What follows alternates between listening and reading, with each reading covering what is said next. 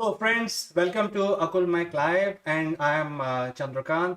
Today we want to discuss about something which happened just a few days back. It's about micropayment platform and it has a global impact because the Indian government has decided something new around the UPI very popular platform called Bheem. And to discuss this, I will be joined by a very distinguished personality from UK. We will analyze this whole aspect from the global perspective. Before I call the guest, I have to tell you that we are live right now and you can actually engage with us. Just use the chat function in your social media, whichever social media you are actually tuned in from, and we will display your name and take your question right away. So let me invite my friend from UK, Mr. Naval Gun. He is the chairman of Mindfit Limited, joining us from UK. Let's welcome him.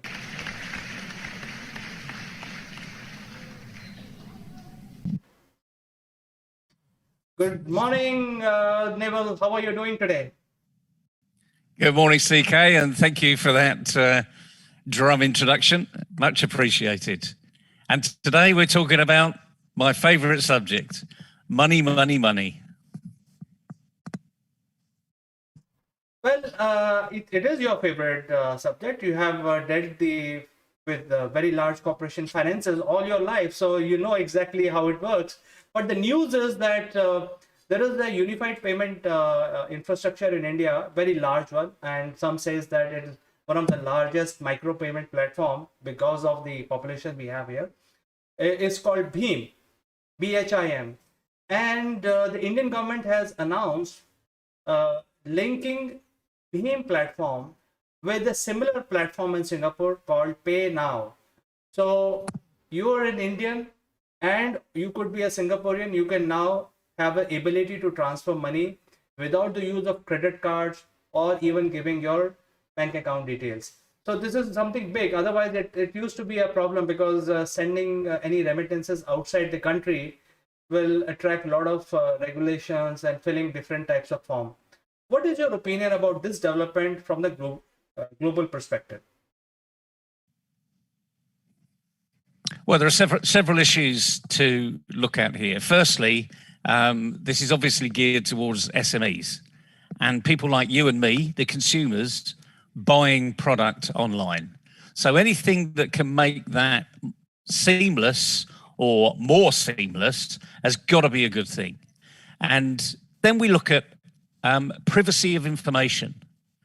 So sharing your credit card details with a third party who's several thousand miles away sometimes isn't the smartest thing to do. And people in the past have trusted it. I've trusted it, and I'm sure you've trusted it because we've looked at the supplier and we think they're a bona fide organization.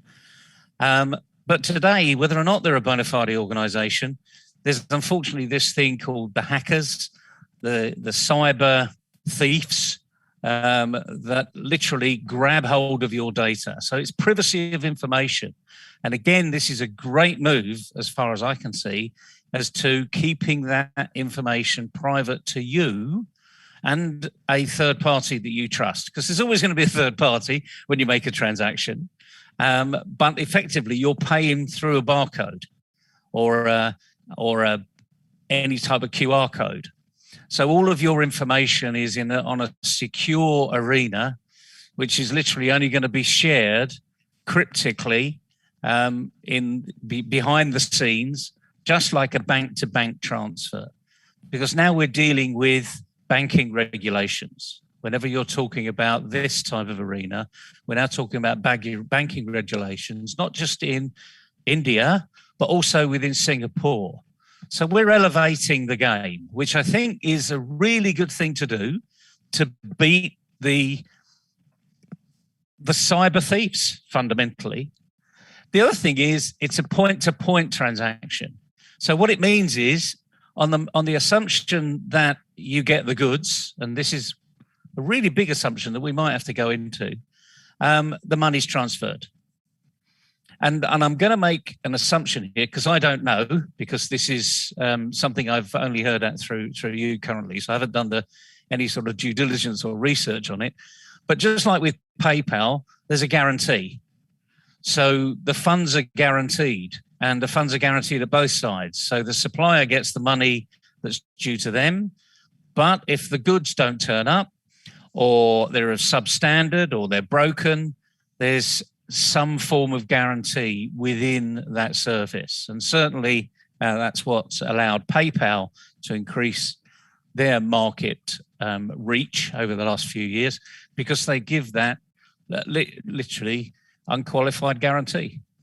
So on those three subjects, CK, which one would you like to talk about? The privacy one, or the guarantee, or the fact that we're just making life a lot easier to do trade? I think I like to dwell upon guarantee and then move on to the ease of use. In terms of this platform getting connected with Pay Now of Singapore, which is Beam, and Pay Now will be connected. By the way, the start date is July 22. So there's a lot of groundwork that needs to be done before they actually start kicking in their transactions.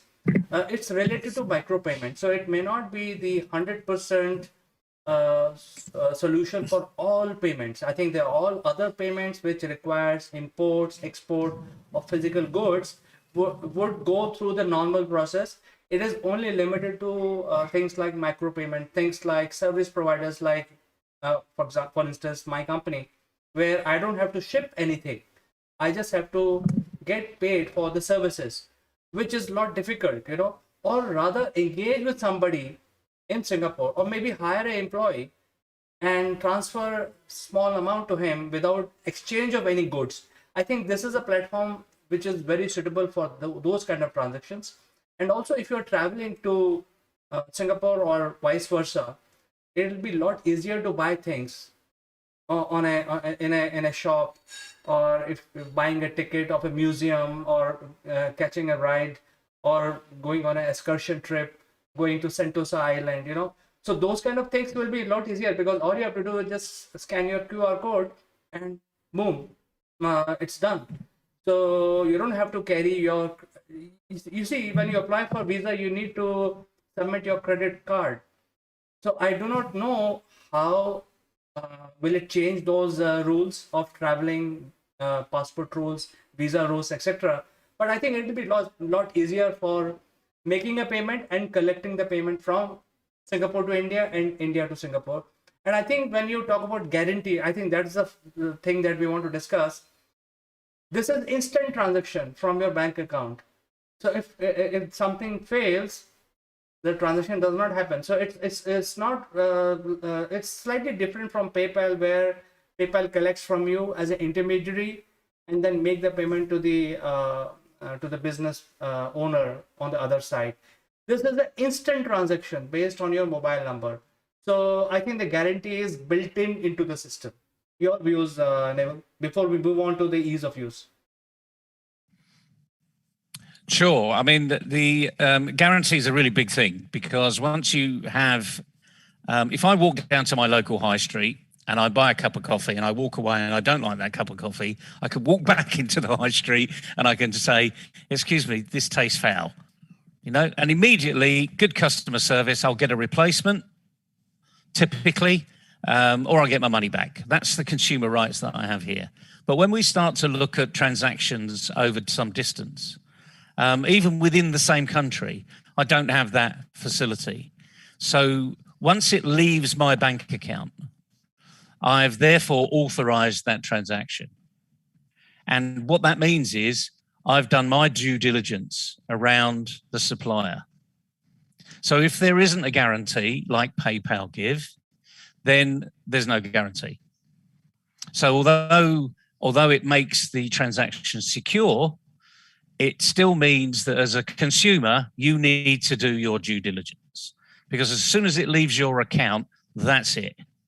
You have got no recourse apart from back to the supplier.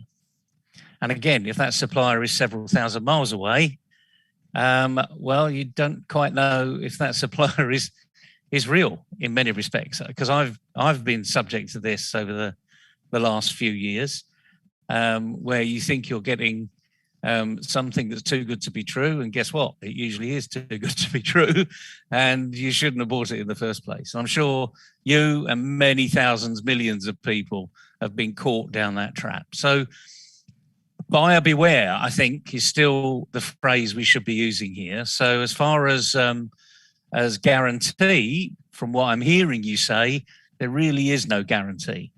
It's like just having that shop locally and you trust that shop. So buyers need to think about, although the transaction has now been made easier for you, the onus is still on you to make sure that you're happy with that specific supplier. So I see you're nodding away there. So let's move on to the next one. Let's move on to privacy. Let's move on to security, cybersecurity in particular, which is another pet topic of mine, because this is about building resilience in between your ears, fundamentally. Let's look at the cybersecurity part. Just very briefly, what do you think, from the privacy point of view, how this is going to improve? Well, I think there are two aspects here, ease of use and the risk management. And definitely cybersecurity becomes part of the risk management. That is why I think there is a bit of risk in this, because, for instance, if you don't know how to secure your mobile phone and everything is configured on your mobile device and you lose it in Singapore, then obviously somebody can misuse it. So there is a risk management element and there is the ease of use. There has to be a fine balance between them. That is why I think the platform of UPI is linked or used for usually for micro payments, things like $5, $10 and things like that, up to $100 maximum. Beyond that, I don't think a consumer would like to use this method for making a payment. I mean, obviously you don't want to buy something on a UPI until unless, even in case of Amazon, if you want to pay using UPI, something which is worth $100, $150, you typically choose cash on delivery. So you can still pay using UPI, but until unless it is delivered to your doorstep, then only you swipe the QR code. So I think there are methods, and each consumer has to become more mature how to use different platforms. So I think there is I'm sure that there are issues here with regard to cybersecurity. But I think there has to be some balance between how much ease of use you need, because if you want to give 100% ease of use, that means you have to bring down the parameter of security. You have to ease all gates because it is 100% easy to use. So there has to be fine balance, and there are certain things, some maturity users need to develop. This is my opinion, Never. What is yours? Yeah, I think maturity is a really good word to use. And let's just look at a little bit of history here. People have got wallets. I've had a wallet ever since I can remember, frankly. And in that wallet at that time, I would have cash. Well, you might want to call it a purse, if you like, or women around the world will call it purse. But fundamentally, it's a wallet.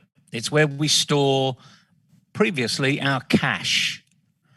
And now, over time, when I got a little bit older, I had a bank account and I didn't have a debit card. There wasn't such things. These flexible friends didn't really come in until sort of into the 80s.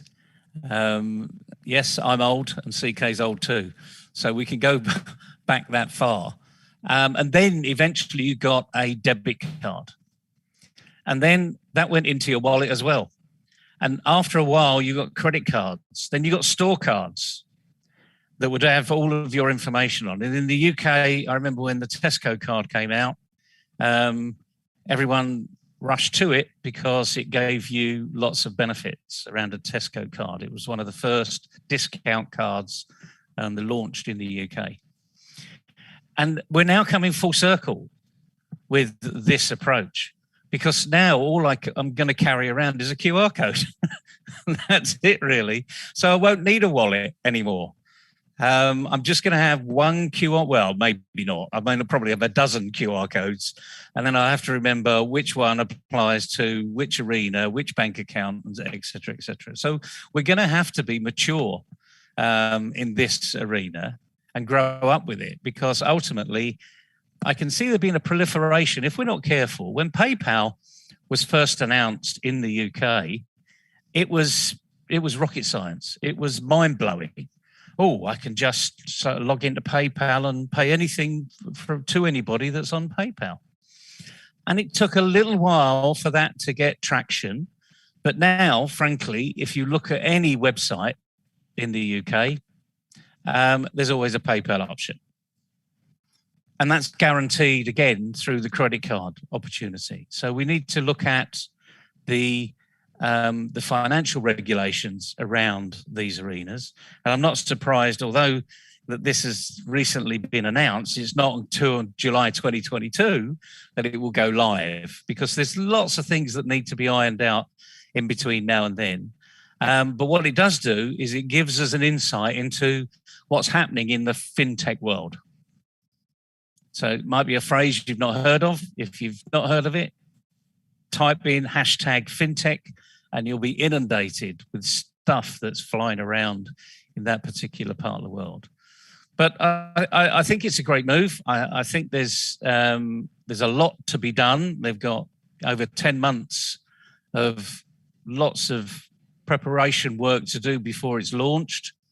My guess is they'll delay the launch because there's far too much to be done in 10 months between two fiscal systems and two banking systems, et cetera, et cetera. But it's a fantastic move in the right direction. And here's to only carrying around barcodes in the future. Won't need a wallet. Yes, Neville, I think this is quite exciting because so far, as per the Indian foreign exchange regulation, you can receive the money from abroad, but you cannot pay the money to a vendor which you have engaged with.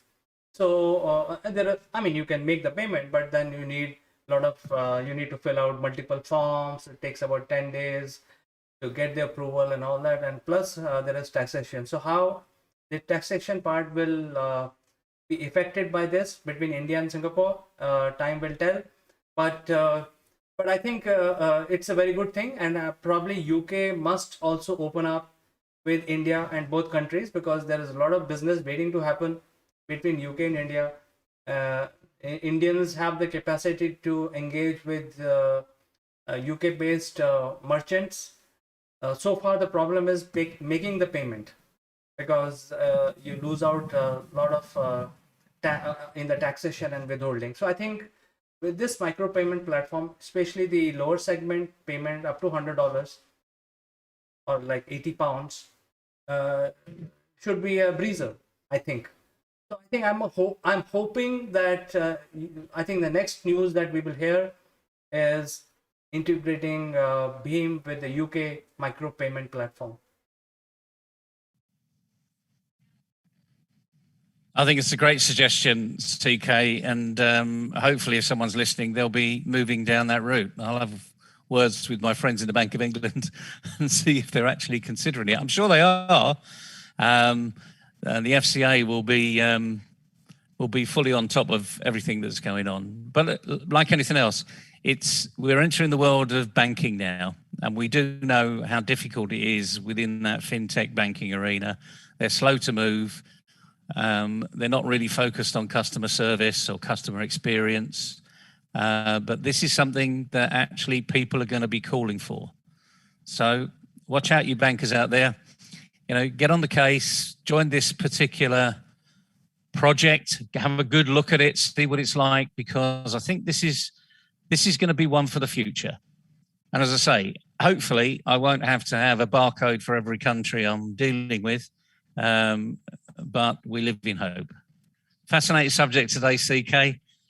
Thanks very much for inviting me, and good luck, everybody. Read up on it. It's the way of the world. So get in tune. Thank you so much for finding time, Neville, and joining us on this very interesting subject and futuristic development. But we will catch you next time on something even more interesting. Until then, bye-bye.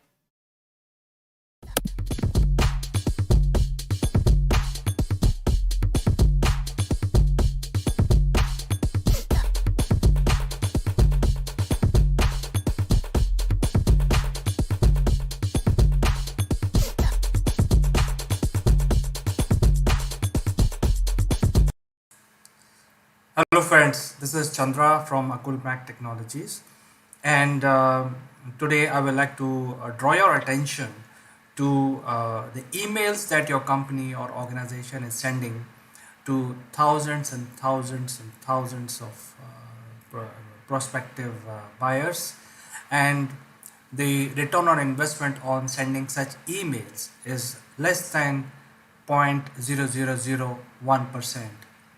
All these emails are getting deleted. I personally delete hundreds of emails every day. I'm sure you're also deleting hundreds of emails. Some of the companies have set up the spam engines which filter all these emails out. Yet, most of the industry feels that this is the only mechanism to grow your business by sending emails, by flooding somebody email boxes, by talking about your technology, your white paper, etc. At the same time, as a organization, we also need to understand what market needs, and it's not what we are selling. So we have to bring to certain agreement between the buyer or seller or demand or supply, where we bring these two parties together, where the demand is fulfilled by the supply. And it is not necessarily means that you keep sending emails. By sending thousands and thousands of emails every day, every week, you start generating business leads out of that. The reality is the cost of sending 5 email today, in today's money, is more than $2 to $3. And then suppose you send 50,000 emails, probably you will receive responses from only 100. So the efficiency of the system is now going down.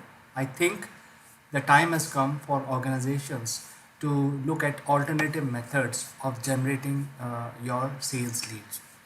Then another thing that has happened in the field, that is the emergence of Me Too service providers, because the cost of providing different services and different sort of new generation activities, the time has come to also rethink their strategy in terms of how all different companies want to position themselves.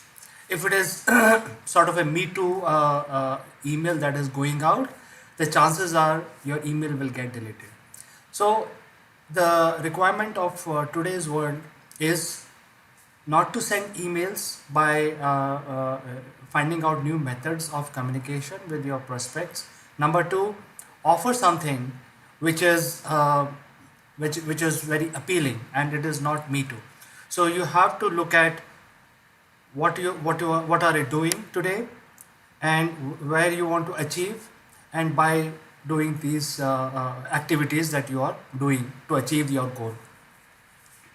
So in order to address these issues, we have created a platform which will solve many of these challenges, and it will give you a platform which will allow you to be more creative. You can reach out to your clients without spending a dime. You can reach out to your prospects without collecting the client database, building client database, building expensive sales and marketing campaigns. You can still appeal to them. The platform website is listed here, as you can see where my finger is. So I encourage you to visit this website and explore. This is a very low cost method where you can reach out to your prospects. You can create a differential for yourself. You can be non-intrusive. You can be creative. You can come out with new methods of communication rather than sending a HTML based emails using your CRMs and so on and so forth. So with these small messages, I would like to talk few things about my platform. The platform has two main features. One is it allows you to share your success stories and your ideas of innovation and so on and so forth. which necessarily may not be related to what you're offering. Because if you sell yourself, if you sell your idea, it will result in a business for you where you can actually pitch in what you have. So you can actually think creatively and come out with an offering which is appealing to the prospects. So this platform allows you to do that. Second thing is, it also allows you to your prospects to reach out to you directly without need of sending emails and building campaigns and building databases and so on and so forth. So it's a very, very intuitive method, low cost method to reach out to your prospects and also to your client. And it's non-intrusive, and you can come out with new methods of reaching, because you may think you would like to talk about your innovation. You may like to address your clients by way of a video. You would like to talk about your innovation in a group discussion, or you want to just write a lot of words and you distribute these documents. So all these things are available in our platform. So I invite you to experience this. Come to this website, explore functionality. Just in case if you have any question, reach out to me. My emails are also listed in the website, and then we can have a conversation. I will be more than happy to bring you on board. I will personally help you to get on board, how to use these functionality which are provided in the platform, and you can be more successful without spending a lot of money. So with this small message, I will look forward to you joining my platform, which will help you reduce your cost, increase your business, and it will give you avenue of reaching out to new prospects in a new way. Thank you so much, and I look forward to working with you. Hello friends, welcome to Akulmach Live. I am Kanchan Verma, and today we are discussing about one of the wonderful city of the world. So stick around to this episode till the end to know about this wonderful city, which is very important for Indian subcontinent.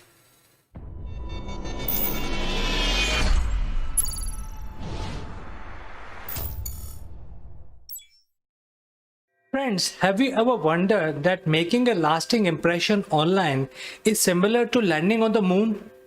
If yes, we have a solution for you. Akulmach Genius program will help you prepare for your upwards trajectory towards success in the digital world.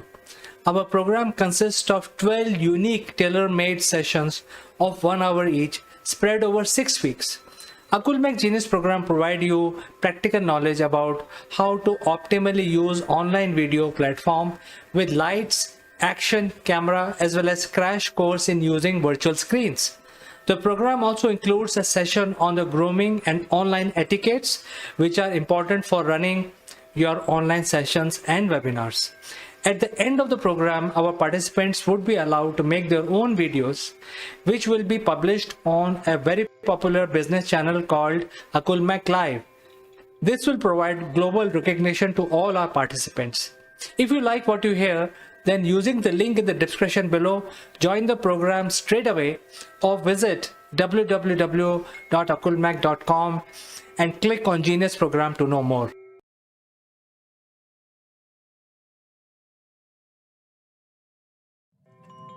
Welcome back, friends, and today we have Mr. Sitesh Srivastav, who is a very interesting personality. He will be discussing about the places. We had been discussing this for many weeks now.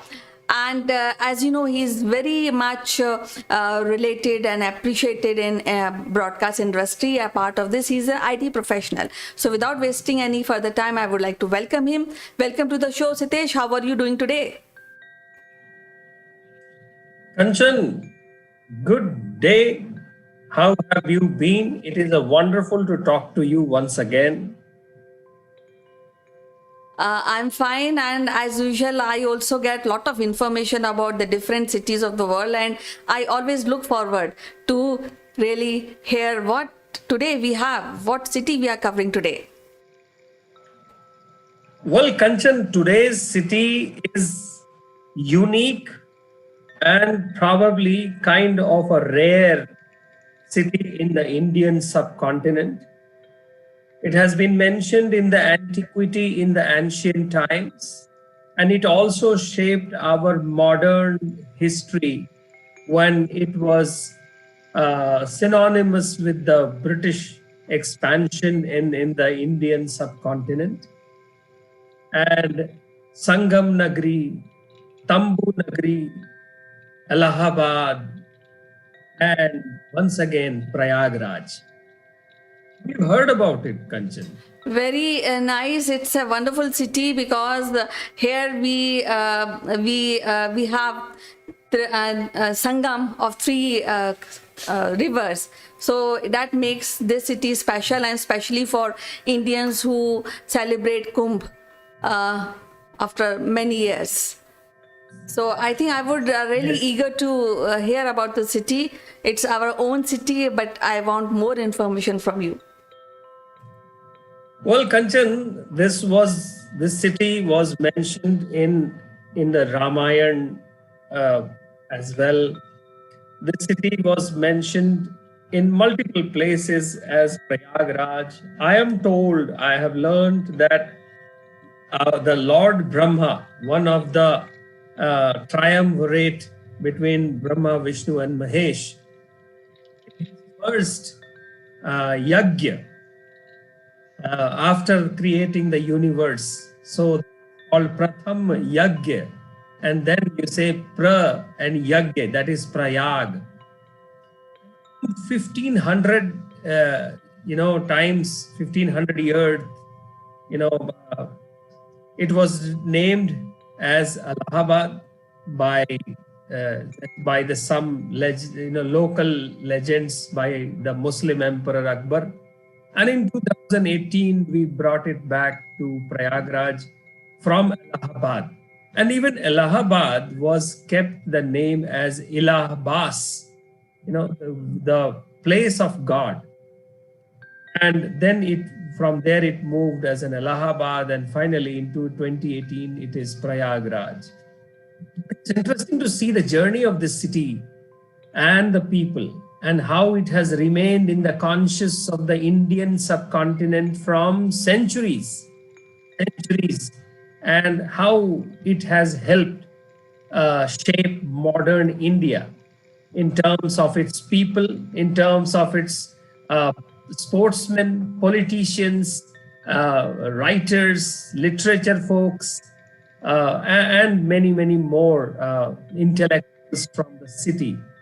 And it also has, I have read somewhere, Kanchan, it has a rare distinction of being the capital of British India for one day, just for one day. So this is something, a very, very unique city where I have been fortunate to been there, and I plan to go there very soon once again. And as you said, Kumbh, the largest congregation on this planet of humans, is the Kumbh Mela, the Kumbh congregation. And the 12th year, the Mahakumbh happens in Prayag, because as per another Hindu mythological stories, one of the immortal nectar drops, which is Amrit, fell from Vishnu's, the bowl where he was carrying the Amrit. It fell in the place called Prayagraj, a place to the mystical connections of Ganga, Yamuna, and the hidden river Saraswati. And this city leaves you mesmerized. Your experiences, Kanchan? Well, I have a lot of inclination towards this city because I'd been reading, though I am planning to go and visit the city very near future. But one thing which makes this city even more special is that it was a part of Kushan Empire, and it became a very important city during that era. A part of this, we also get traces that it was also remained a part of Kashmir, and when the Kashmir was ruled by one of the greatest king in India. So all this makes this city very wonderful, very much likable city of the world, and I think many people would like to visit and know about the city, because the city offers much more than just a name or much more than the Indian culture. What are your ideas on that? Well, Kanchan, as I said, my inclination is always towards the modern historical perspectives of any city. And my imagination takes me probably to 300 years back. So I can imagine this city when, the Emperor Akbar renamed it from Prayagraj to Allahabad and made a fort over there in somewhere in 1583. And fort was made because of its military importance on the banks of Sangam, near to river Yamuna. It is being used by Indian Army nowadays. There are some portions of the fort where one can visit still. There is some Ashoka pillar, there is a Saraswati well, there is a Patal Puri temple as well in the vicinity. And this city also played a great role in the fall of the Mughals, somewhere around 1772, Shah Alam II, and when he was captured, he was brought to the Allahabad fort in the same place, and he was kept here for several years. That time, Marathas were kind of the dominant force in the Indian subcontinent, alongside British, and then British were coming up. And it was a great phase that Allahabad has seen, or the Prayagraj has seen, that growth in the Indian subconscious.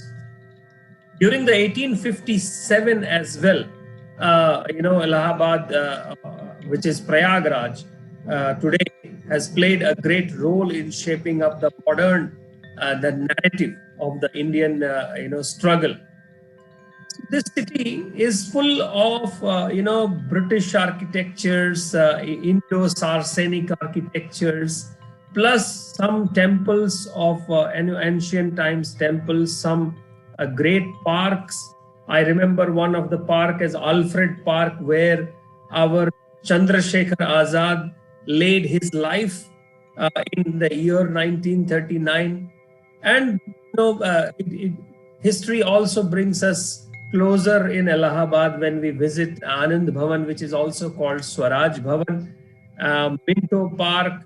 There is a Shringverpur, very interesting, excursion out of the city, where it is said that Lord Ram, Sita, and Lakshman crossed the river Ganga here, and the boatman Nishad Raj basically helped them and had a bargain while helping Lord cross. So this city is actually mixed, blended into history, fiction, mythology, mystery, as well as intellectual capitalism of this country's consciousness. There is no history of modern India which will be complete without mentioning Prayagraj. Definitely, because this is a city which is there from very olden times. We can say it is one of the ancient center of Indian culture and tradition. And a part of this in modern times also, it is one of the important city of one of the very important state, Uttar Pradesh. So that makes the city entirely very special for Indians as well as for visitors who are coming from outside of India. So what are the places which are important and we can visit them and collect our memory regarding these places in Prayagraj? Well, Kanchan, this city is something, for everyone. What you want to see, you will get it in this city. But my attraction is more about the culture. It's about the intellectual capital that is present in the city and into its various structures. And so, for me, it's Allahabad University, a couple of engineering colleges, Jawahar Planetarium, Allahabad Museum, Khusro Bagh, Alfred Park, I have mentioned to you. In temples, Mankameshwar Temple, Samudra Koop. It is said, Kanchan, in the Samudra Koop, the water is salty because it has got a connection from the sea water. Now think of where is Prayagraj and how far is sea from there. The salty there. And it is an amazing place to be. Shivkuri is another place. Lots of places from the British architecture side is available in the city. Annual Magh Mela, which happens in the January somewhere around the Makar Sankranti, and it is a 45 days. Kanchan, I'm always surprised how in the ancient Indian tradition, people could go to a place and stay there for 45 days to enjoy the Magh Mela and take a dip in the Sangam. Similar is the case with, the Kumbh Melas also, where people stay for months at one place. It is so interesting to think we today go to these places and we ask like 2 nights, 3 days, 3 nights, 4 days, and we try to match our budgets around it. Where the people in the olden days would go to some place and stay there just for some divine gain, which is like I can't comprehend in my mind, Kanchan, about this.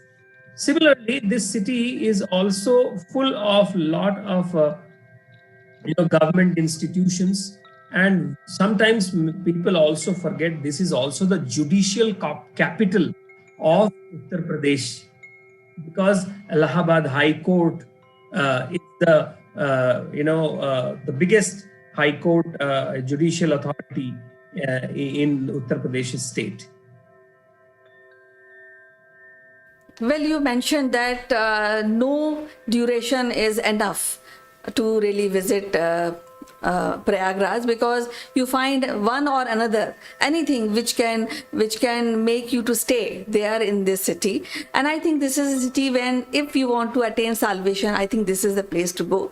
So I will not ask how many days and nights is required to visit Allahabad, but definitely I will be asking you about the food, because UP as a state offers a wonderful variety of food, but there are few recipes, few food which are very, very Prayagraj centric. So let's discuss about that.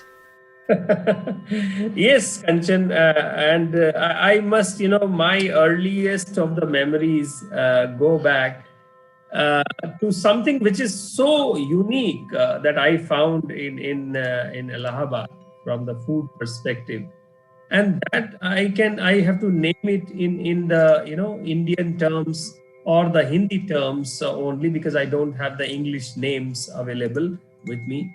And that is something which is called Makhnaiya Dahi.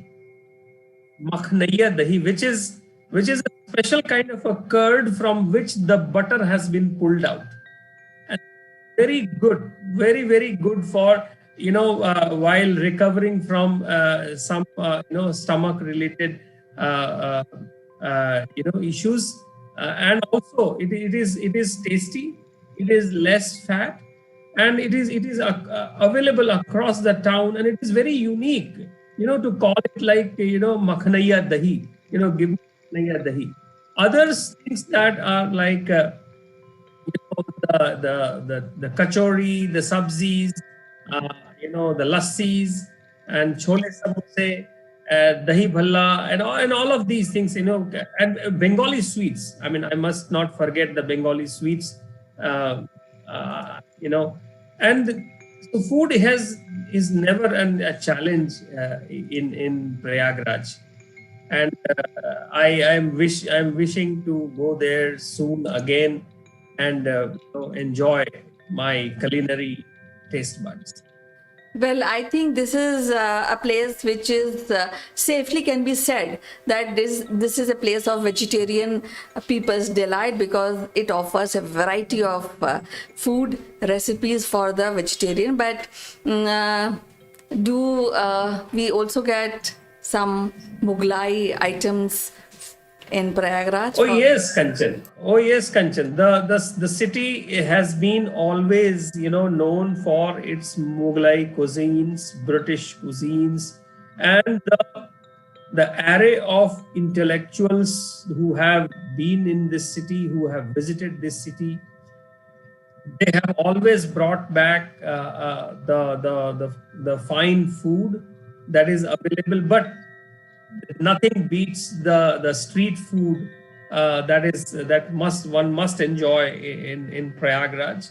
And I would, and if you see the image behind me, that's a bridge which also makes it a very modern city.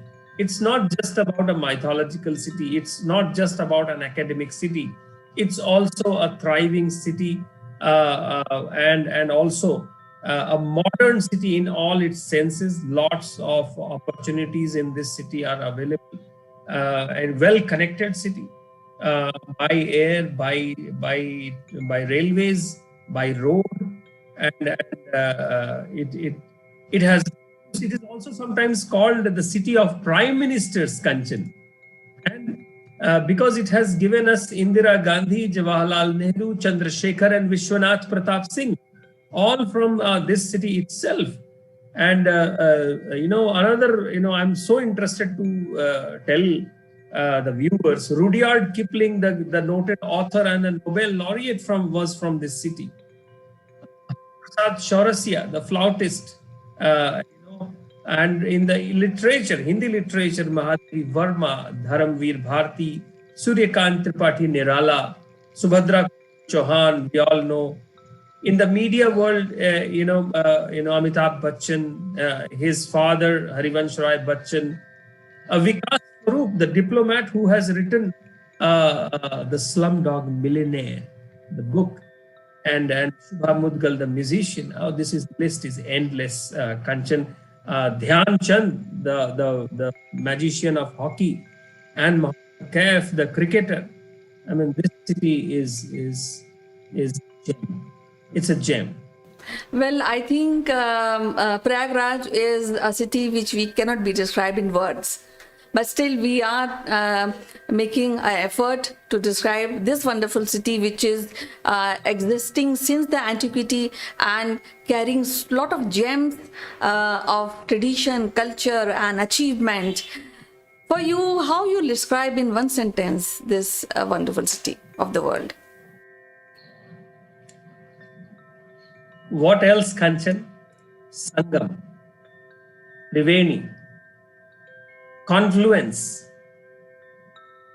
and that's what this city is all about. It is the conscience of this country, this subcontinent. It has got tentacles across the world, and I think being very, very closer, or I can say equal distant between Delhi and the northeast part of India, Prayagraj can be termed as the real heart of the mainland India in the modern sense. Well, as usual, it is so wonderful to talk to you and know about this wonderful city where you lived, you traveled, and we got an insight. And again, this is, I can term this city as one of the greatest cities of the world, because this city offers so much to mankind, to Indians, to people who are visiting from outside. I think this is the place at least once in a lifetime one person should visit. So once again, thanks for sharing about this wonderful city. We'll meet again with another city. Till then, bye-bye. Thank you, Kanchan. I look forward.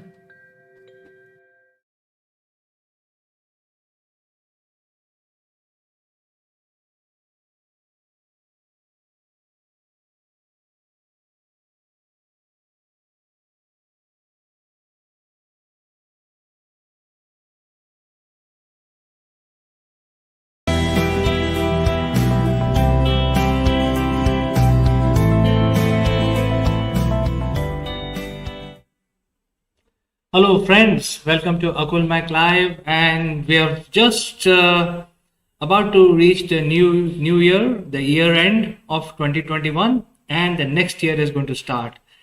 A lot of confusions among the mind of the people, especially the business people.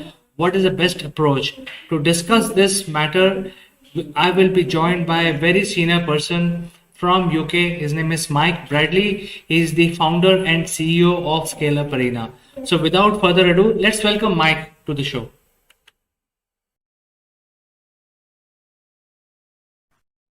Hello, Chandra. How are you? Good afternoon. Good afternoon, Mike, and pleasure to see you again. And we have a very important subject to discuss, which is what is the pragmatic approach for 2022, especially for business? Your view. Okay. Well, I think that obviously the specifics for each individual business are going to vary. So what we're talking about here is overall thoughts and approaches to making sure that 2022 is a healthier, happier, and better year. So I think this is very much down to individuals, and as leaders, it's up to the leaders to establish the right environment for a healthy, happy, and better year ahead, or time ahead, whatever that happens to be, the time period. So I believe that first of all, I think there's 4 P's that we need to bear in mind. The first one is politeness. When we're working with other individuals, as we all are in business, we're always dealing with other people. Even if there's technology involved, at the end of the day, it comes down to people. The way to get the best out of people is in a polite way. I can't recall a time personally when somebody was impolite to me and they got the best out of what they could have done. So I think politeness is a key characteristic and approach. If that's not your natural leaning, maybe you can get some practice over the Christmas New Year period with your family and seek to be a more polite person in 2022, which I'm sure will pay dividends. The second one, of course, is professional. What we all need is to have a professional approach to how we work. This means that we have to ensure we are putting our best projection forward. It's better to say nothing than to open your mouth and prove yourself to be a fool. I think that was along the lines of a Churchill quote, I think. But I can't remember the exact quote now, but it's basically, if you have got nothing sensible to say, then it's probably best to say nothing. So have a professional approach in all dealings. I think, again, if you're going to get the best out of something, if you approach it professionally, whether it's solving a problem, whether it's offering a solution, whether it's managing staff, whether it's managing finances, talking to the bank, once again, I can guarantee if you don't do that in a professional way, you are not going to optimize that opportunity. So professionalism is the second P. The third one is positive. Once again, a bit like politeness. If somebody is a negative person, I don't think they ever get the best out of a situation. So if you approach 2022 with a positive mindset, with a positive approach to communication, to dealing with people, dealing with suppliers, supporting and servicing customers, if you do it in a positive way, I'm sure the outcomes will be much better. And the final P I have here is proactive. Rather than waiting for things to happen, maybe making 1 or 2 phone calls a day that are proactive means that each week you'll have done 5 things. If you do a 5-day week, you'll have done 5 things that are proactive. And over the course of the year, you'll have done 250 positive things proactive things. And when we do proactive things, that is when things change. So I believe those 4 Ps as my starter for 10 in this conversation. Chandra, your thoughts on that? And I'm sure you have some. You're always very useful in your feedback and perceptive in your questioning. Ceci being polite, professional, positive, and proactive.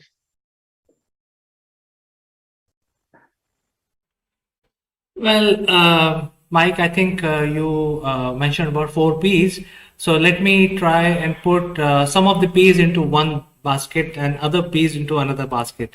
So let's look at professionalism, politeness, and positive attitude into one basket, and the other proactiveness in another one. Professionalism into another basket. So 3 P's in one area and professionalism as a separate entity. To me, it appears these are the skills to have. People must develop these skills, and to develop these skills, you need to have training. So when I talk about the first basket, which is professionalism, positivity, and politeness, is also a skill. So let's discuss the first basket first. What is your opinion? Do you think these are these hard skills to have today in today's world? I think, to be honest with you, I think these skills will stand the test of time. If you go back in history, if you go back 2,000 years, 3,000 years, I think those 4 Ps will still hold you in good stead, no matter what the environmental factors are, whether it be, COVID, whether it be, international trade, whether it be politics or education or social interaction, social conscience, social media even. I believe if you concentrate on those 4 Ps, you won't go far wrong. And I think that's going to stand the test of time. Now, contentiously, I would say I'm not sure that you can be trained in these. I believe that these 4 Ps are things that you develop over the course of your life. Partially, I think it's a condition of how you're brought up. If you're brought up to have those sort of, I would say, qualities of character, then I think you're probably at a distinct advantage. I do think the positive one, it's possible to be of a glass half full or a glass half empty type of person. So I think the way we develop these is very much more, we have to be aware that these are good things to have. And as you approach a situation, a challenge, a positive or a negative situation, it's always good to, I think it's once was described to me as the stimulus, thought and response mechanism. So something happens. Before you reply, think. And the thought process then says, is my response to this going to be impolite, unprofessional, negative, or, reactive? Or am I going to adopt a positive, should we say, a positive mindset and be polite, professional, positive and proactive, which will enable me to optimize this situation? If it's a challenge, it will maybe help you to overcome it better. If it's an opportunity, it will probably help you to make the most of that and optimize it. So my feeling is you can't train, but you can control your response to what happens in the environment around you, whether that be in your business, in your life, in your political environment, in your town, how you respond. And this is true of all social media, of course, because if you respond in a way that adopts those 4 Ps, it's highly unlikely you're going to be in a problem. It tends to be when people start throwing mud at each other that problems occur in social media and in wider society. So my feeling is, the world would be a better place if we had or we adopted a 4Ps mindset. Well, Mike, you are making a very important point, which is affecting all of us. We all need to be, follow these 4P, which is professionalism, positive attitude, politeness, and not to procrastinate, basically. So, have a certain way of life so that it is useful for you and useful for others. And you also mentioned that these are the things that you are born with based on your circumstances. However, can we have a mechanism where some sort of practice can be imparted to people so that they actually tend to be more of these 4Ps rather than less? Is there a possibility of that?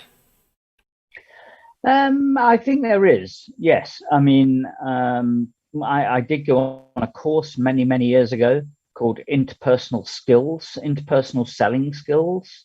I think it was one of those Xerox training courses that they used to run way back in the dark ages, in the last century, believe it or not, the last millennium.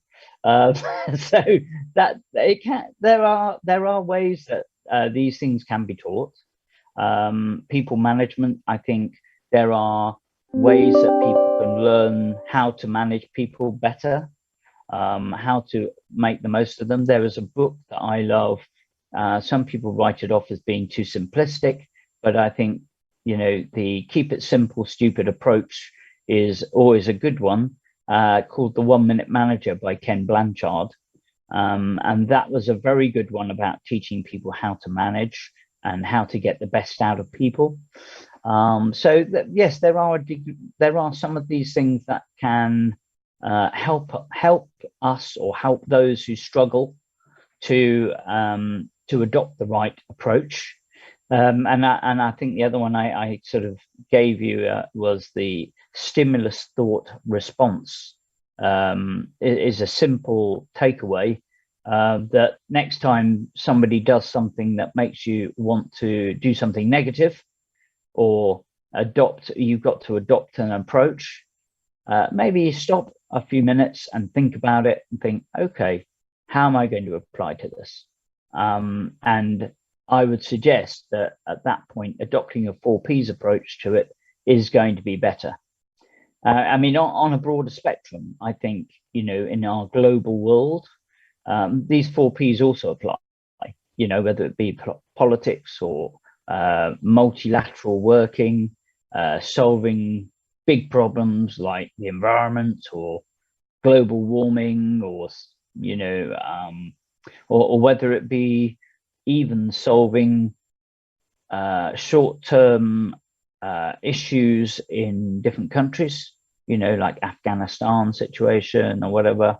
Once again, I think the stimulus thought response, working jointly together with politeness, professionalism, positivity and proactivity, it would help a lot between England and France, I would say, over things like fishing rights, maybe the migrant crisis. Because if we adopt a bunker mentality and sit on the two sides of the channel and sort of lob things at each other, we're not going to solve the problem. Ultimately, problems are only solved when people sit around a table and discuss it like grown-ups. And that's what we need to do. And within that context, I firmly believe the world generally needs more mutual respect, consideration and care. And another thing that I think, if we adopted that more broadly in 2022, I think there would be a much more positive approach to so many things. And obviously, one of the things that would help to adopt that new approach would be for the media to behave itself. They seem to be very good at stirring up trouble, creating headlines that are controversial, focusing on negativity. It's like the Omicron variant. We're now being told, oh, it could, devastate the health service, blah, blah, blah. And it's all about what ifs. They're gazing into the crystal ball and looking at the negatives. They're not gazing into the crystal ball and looking at the professional and the positive way forward, and adopting a pragmatic approach. They are, in many cases, just ensuring their own reputation is intact, because if they didn't say it was going to be very, very negative, somebody would come back and say, but you didn't tell us this was going to happen. I think we have to adopt a very different approach, and if we spend too much time focusing on the mainstream media, there would be a bigger queue of mental health, and suicide rates would go up, because we'd all start to think the world is going to end tomorrow morning. I fully agree with you, Mike. In fact, there has to be paid media. I feel that the free media should not be available, and it has to be a paid media. Let people pay money for good and impartial media. So I think you also mentioned one of the major item, which was related to taking this approach in a much more pragmatic way. And you also mentioned that the courses of interpersonal skills were conducted in the last millennium. So now we're in 2021. These 4 Ps are still valid for last 4,000 years. What is, we can provide to entrepreneurs, to leaders, to business leaders, in order to get more refined into practicing 4 Ps? Is there a solution available with Scala Parenta where you can help these people like me, or everyone, even senior people? Everyone needs this rub-off 4 Ps effect. So do you have a solution for this? I'm so pleased you asked that question, Chandra. There are 3 workshops, which can be online or offline, which are run. I run them. One is called the Executive Therapist Chair, which is very much talking about and talking through the challenges, trying to look at the real life tactical, operational and strategic challenges that particular leaders have or boards of directors have, then adopting a 4 Ps approach to solving those problems. Another one is what I call the Strategic Sanity Check Review. So there's the Executive Therapist Chair, normally founders, CEOs, that sort of person. The Strategic Sanity Check Review is very much more towards the board of directors, seeking to tease out the 4 Ps approach for the environment they're in. Then the 3rd workshop I'm running is a half day to help the leaders of growing businesses to identify what areas practically they need to be adopting in order to optimize their growth in the short, medium and long term, hit their goals. So those are 3 programs, if you like, which can definitely help to adopt a 4 Ps approach in 2022. And you would be probably not surprised to learn that my view of how we approach this is within the context of mutual respect, consideration and care. This isn't about somebody pontificating and trying to prove that they know better than anybody else. This is about everybody working together with respect, with consideration, and adopting a caring approach to how we solve these challenges and problems. Fantastic, Mike. So viewers, if you have a need for following 4 Ps, as we have discussed today in our show today, you can actually send us an email, which will be published at the end of the program, and we will make the connection happen between yourself and Mike to take this forward. So Mike, any last words you have for this week before we wrap up our session today? Yes, I think, well, I'd just like to wish you and your family and all those listening a very good Christmas season, a very positive, proactive, professional, and polite 2022. I believe the whole world would be a lot better off if we adopt this faith, hope, and love approach. A bit like John Lennon, I think we would achieve a lot more. Imagine what the world would be like if we all adopted that sort of approach to how we treat each other and treat countries treat each other and organizations treat each other. So yes, I just wish everybody well and hope that next year it will be a year full of faith, hope, and love, mutual respect, consideration, and care.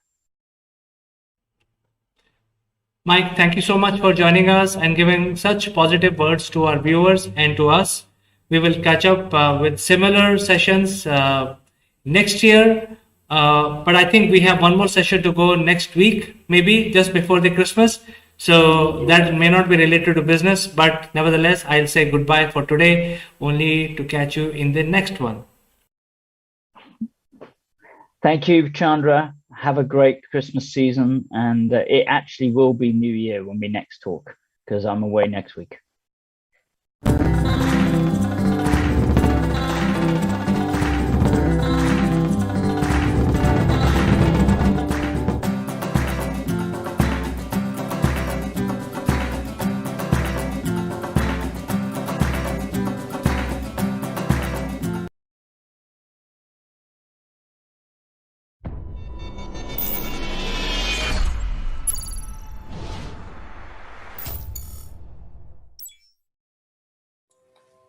Hello friends, I am Kanchan from Akulmach Technologies and we are welcome to our show.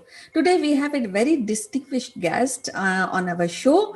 Her name is Shonali Ray. She is a principal of one of the well-known school in West Bengal at Haldia, SJPS school. Apart of this, she is also teaches professionals leadership skill. She's mentoring many students, many professionals. So without wasting any minute, I would like to welcome Shonali Ray. Shonali Ray, welcome to our show. How are you today? Yeah, thank you so much. I'm really glad, I'm fine and really glad to be in this platform of Akulmach. And I'll be happy guiding the students or the viewers regarding some leadership skills and all, so that could motivate them to do their best in their life. Thank you. So first of all, happy Republic Day, ma'am. So Thank how you, you and same to celebrated? you. Yeah, how you celebrated this day today in school? You have done a Yeah, sweet it was distribution. we have hoisted the flag, and there were a small program with me and the teachers, and then we made videos of the programs and all, and sent to the students. And students also, they have prepared some cards and all, and some of them have prepared speeches and all. They have sent to the teachers and the school their program. So that is how the work is going on actually. I know. School. So actually, we will be discussing about a leadership skill, which I have heard that you are very passionate about. So as you know that leadership school includes ability of people to achieve something, maybe achieving a business goal with the team inclination or with a team and drive the change in the company. So do you feel everywhere in students and business in companies, do we require leadership skill? And before that, I also want to ask you, what is this leadership skill is? Yeah. Basically, I will start saying about what is leadership skill is actually. So this is, we can say this is an art of motivating and inspiring people and also guiding people to take out or bring out the best in them, and also to get a certain goal or achieve certain target within a given frame of time or within a given deadline. So some people have the ability to motivate and guide and direct people, and these people are called leaders. So in other words, I can say the leaders are people whom other people, ordinary people see as role model and follow them. And also I can say that a leader is a person who knows the way, goes the way and shows the way. So that is all about leadership. So now come to the next part of the question. That is, in today's scenario, as we have seen that in the last year, there was a chaos in all segments, including the education sector also, because of this pandemic influence. So now it is getting over gradually, and the industries are gearing up. In all sectors, there is changes happening, rapid changes rather, I can say, happening, and many startups are also coming up. In education sector also, we are thinking about innovative education technology. So in this scenario, more and more leaders are required in all spheres.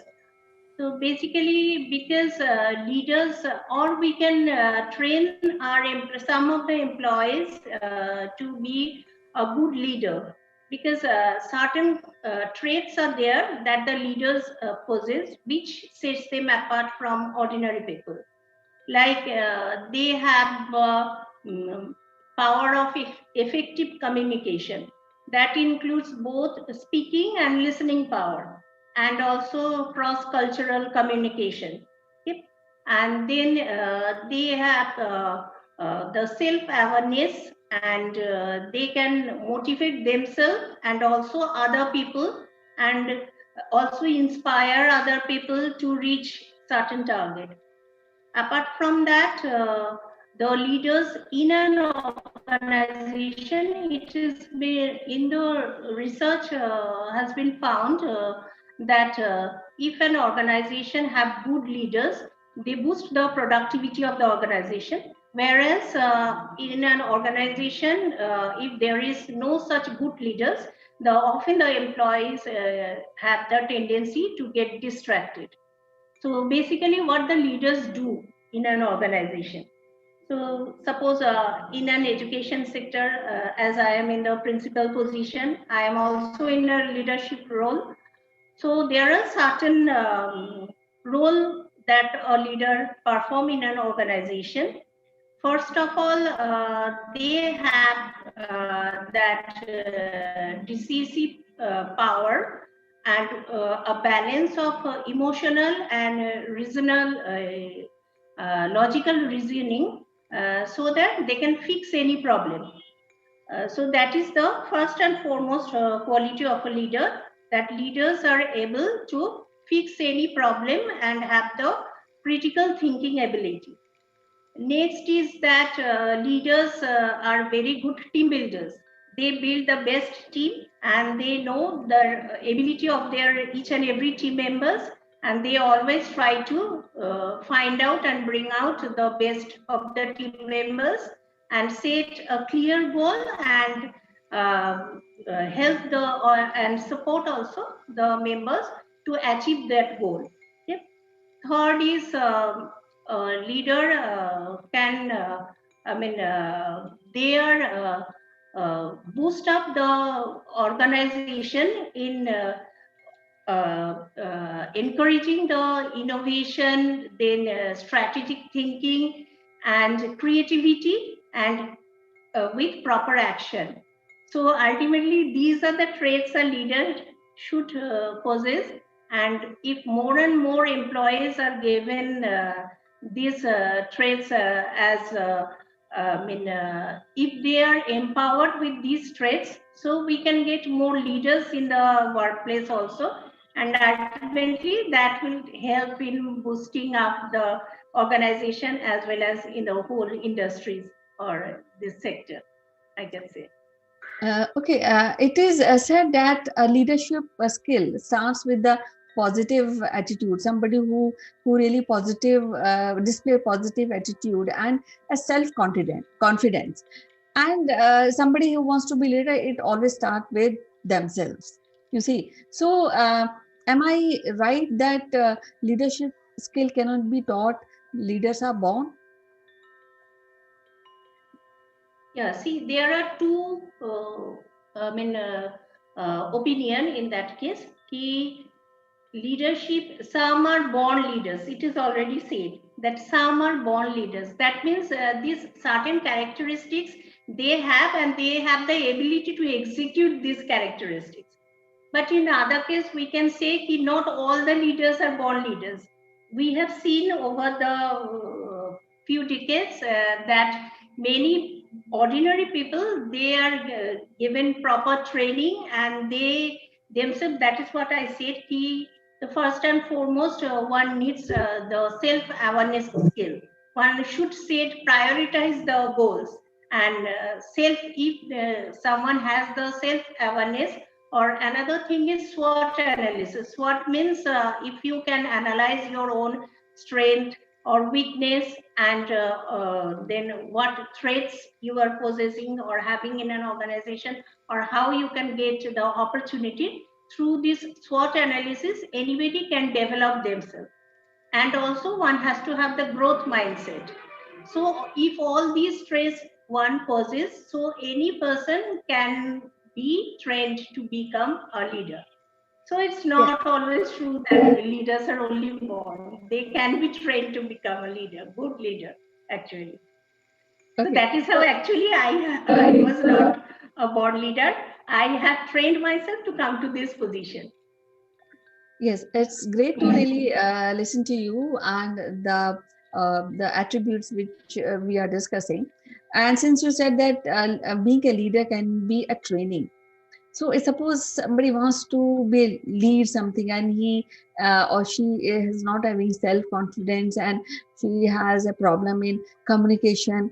So how to begin? Actually, that is something a crucial question. Anybody who wants to start this kind of trainings for themselves. Yeah. So first of all, you have to set a goal of yourself. You have to dream big. Okay. If you do not have a dream, you cannot achieve something in life.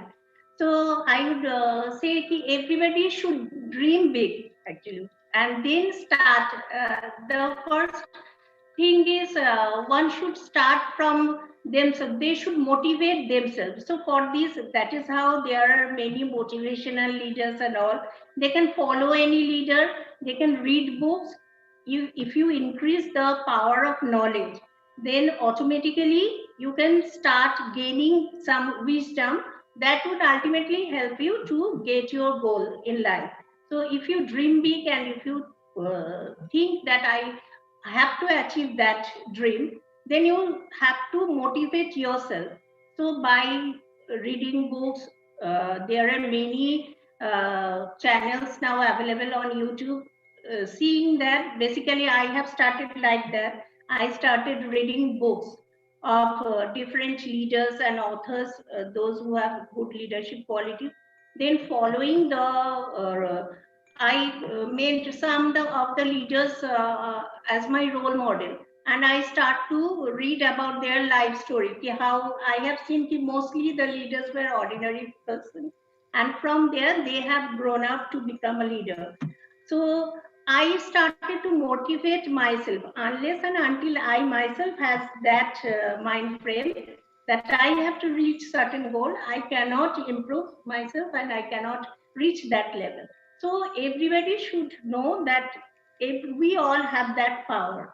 So only we need to focus and think about how we can improve ourselves to reach to that power, so that we can give the society or the organization our best, and in return we also get best from the society or any organization. So, Yes. So in nutshell, what I think that good leaders have self motivation. They have a personal sense of drive, and they have a skill which is needed to push change and action forward. So that's great. So I would like to now want to know that who is that one leader you look up to? Actually, I have gone through many great authors' book, but one thing, being a female, my role model was Indira Gandhi, because though she was born in a aristocrat family, but I have seen she was the first Indian female prime minister, and she has ruled for so many years, and she has traveled and given India a definite, I mean, I can say a distinct place in the world. So I started first reading with Jawaharlal Nehru's one book that he wrote some letters to Indira Gandhi while he was in prison. So I started from there, and then I went through the details about how Indira Gandhi, was a great leader, because she, being a woman at that time, she was had the ability to motivate others, to delegation of work, and that power of communication, that I mean, others get attracted to her. So I can say she was the first leader whom I started to follow. And after that, there are many books and leaders are available. But for my mind, I started with following Indira Gandhi's path. Yes, true. She's whole personality was combination of when we talk about leadership skill. She got communication skill. She can motivate. She can delegate. And she has plus flexibility. And I think these are the traits of a good leader. And she had all. So it was so wonderful to talk to you, Shonali, on this topic. We will be meeting again on some different topic, and we'll be discussing some interesting aspect of that particular topic. It was great talking to you, Shonali. Bye bye. Take care. Thank you. Bye. And it was my pleasure to talking in your platform. Thank you. Pleasure, ma'am. Bye bye. Bye.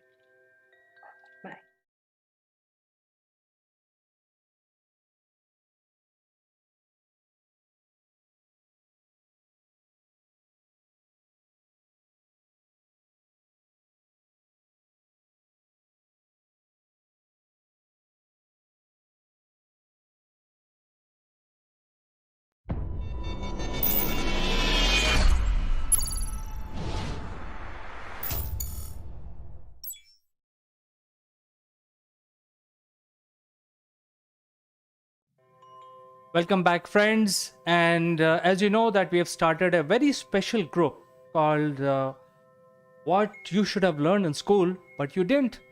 And we have our first session coming up on this Friday.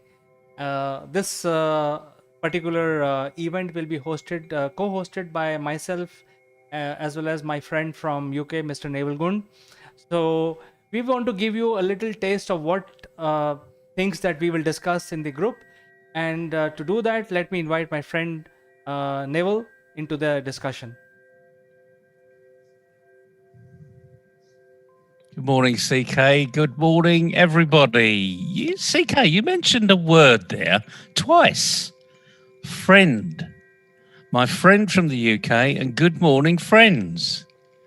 That's one thing we could have learned at school, how to make friends, how to keep friends, how to be a good friend.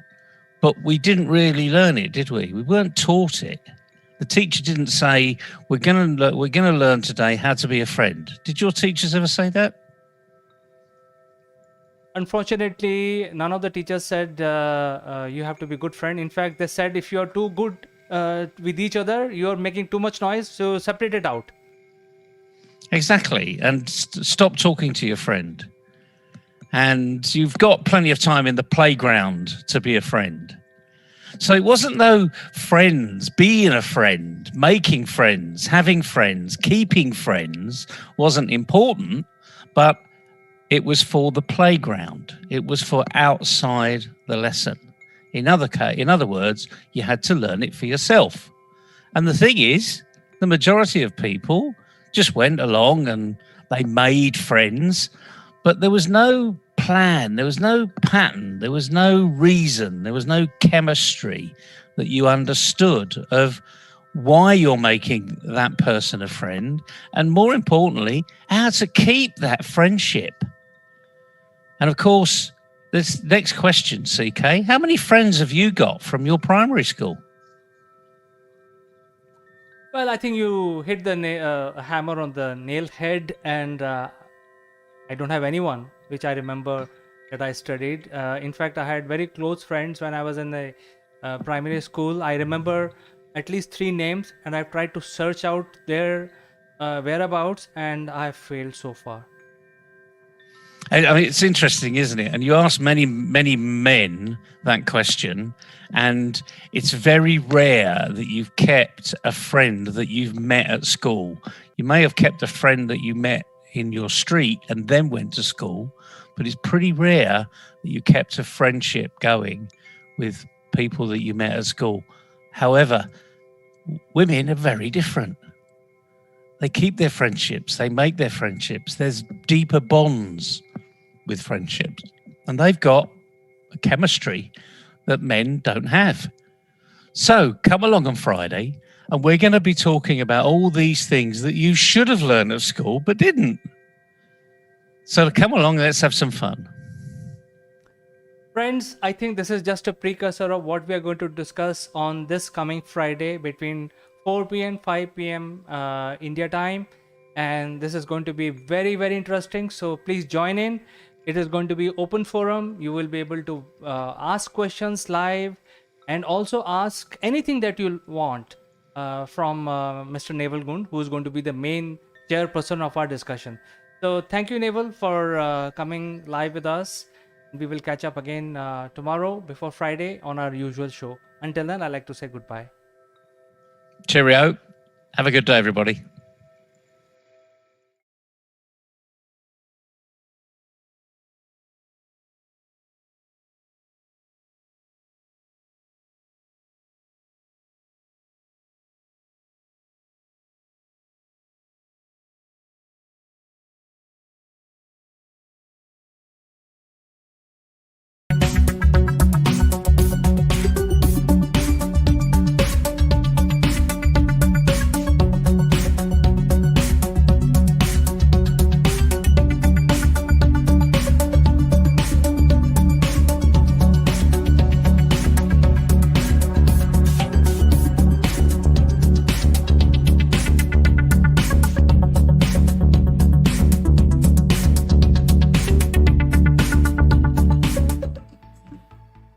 Hello friends, this is Akulmach Live and I'm your host Chandrakant.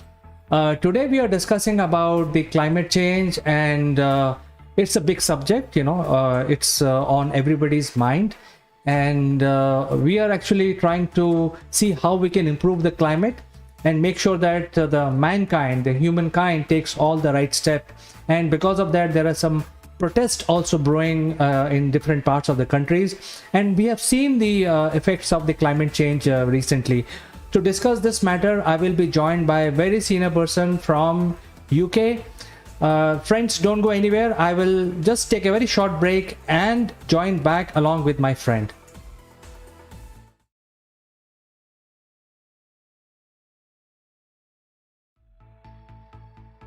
Welcome back, friends, and I'm very honored and pleased to have Mr. Mike Bradley on the show. Mike is joining us from UK, and we will have a very good discussion about the climate change. Welcome to the show, Mike. Good afternoon to you, Chandra. Trust you're well. Enjoying the weather. Improving a bit. Good afternoon, Mike. I think it's a great monsoon season going on here in our country. And talking about monsoon, I think the rains actually created such a big havoc across the world. I mean, it used to happen in India always. It's like a common news, and every season there'll be a lot of catastrophes and landslides and sinkholes. It's like way of life here. But why this has become such a big news now, since it happened in Europe it happened everywhere else, and then there are a lot of wildfires across North America. So certainly climate is changing, and even before we start the discussion, there is a comment from Mr. Syed Hussain, who is very happy that we are talking about climate. So Syed, thank you so much for your comment, and if you have any specific question, do shoot on and we will respond to you. So moving on, Mike, what is your opinion on this climate change? Well, of course, we all have to take notice. Now is a time for us all to act, that's for sure. I think, it's abundantly obvious that things are happening on a global scale. We cannot keep going the way we were pre-pandemic. Over the pandemic, a lot of us realized that maybe commuting wasn't something we all have to do. We can actually work from home, and that's better for the environment. And I remember pictures of Mumbai with no traffic on the roads. I never thought I'd see that in my lifetime. So what we have seen over the pandemic is that things can be done differently. And what is for sure is if we're going to arrest the chaos that we're seeing around the world, we have to do something different. So we cannot keep going the way we are. However, in the UK for the next 2 weeks, we have a group called Extinction Rebellion. If you do a hashtag on Twitter, you'll see that's already a trending subject in the UK for sure. I don't know if globally, but Extinction Rebellion's campaign is based on civil disobedience and business disruption, according to their own mantra. They want to challenge the status quo on climate and the ecological crisis. I think that's absolutely right. I don't, however, think it's right that there should be civil disobedience and business disruption. I don't actually think that actually is the way to move forwards in a positive way. I don't think any of our global economies can cope with that.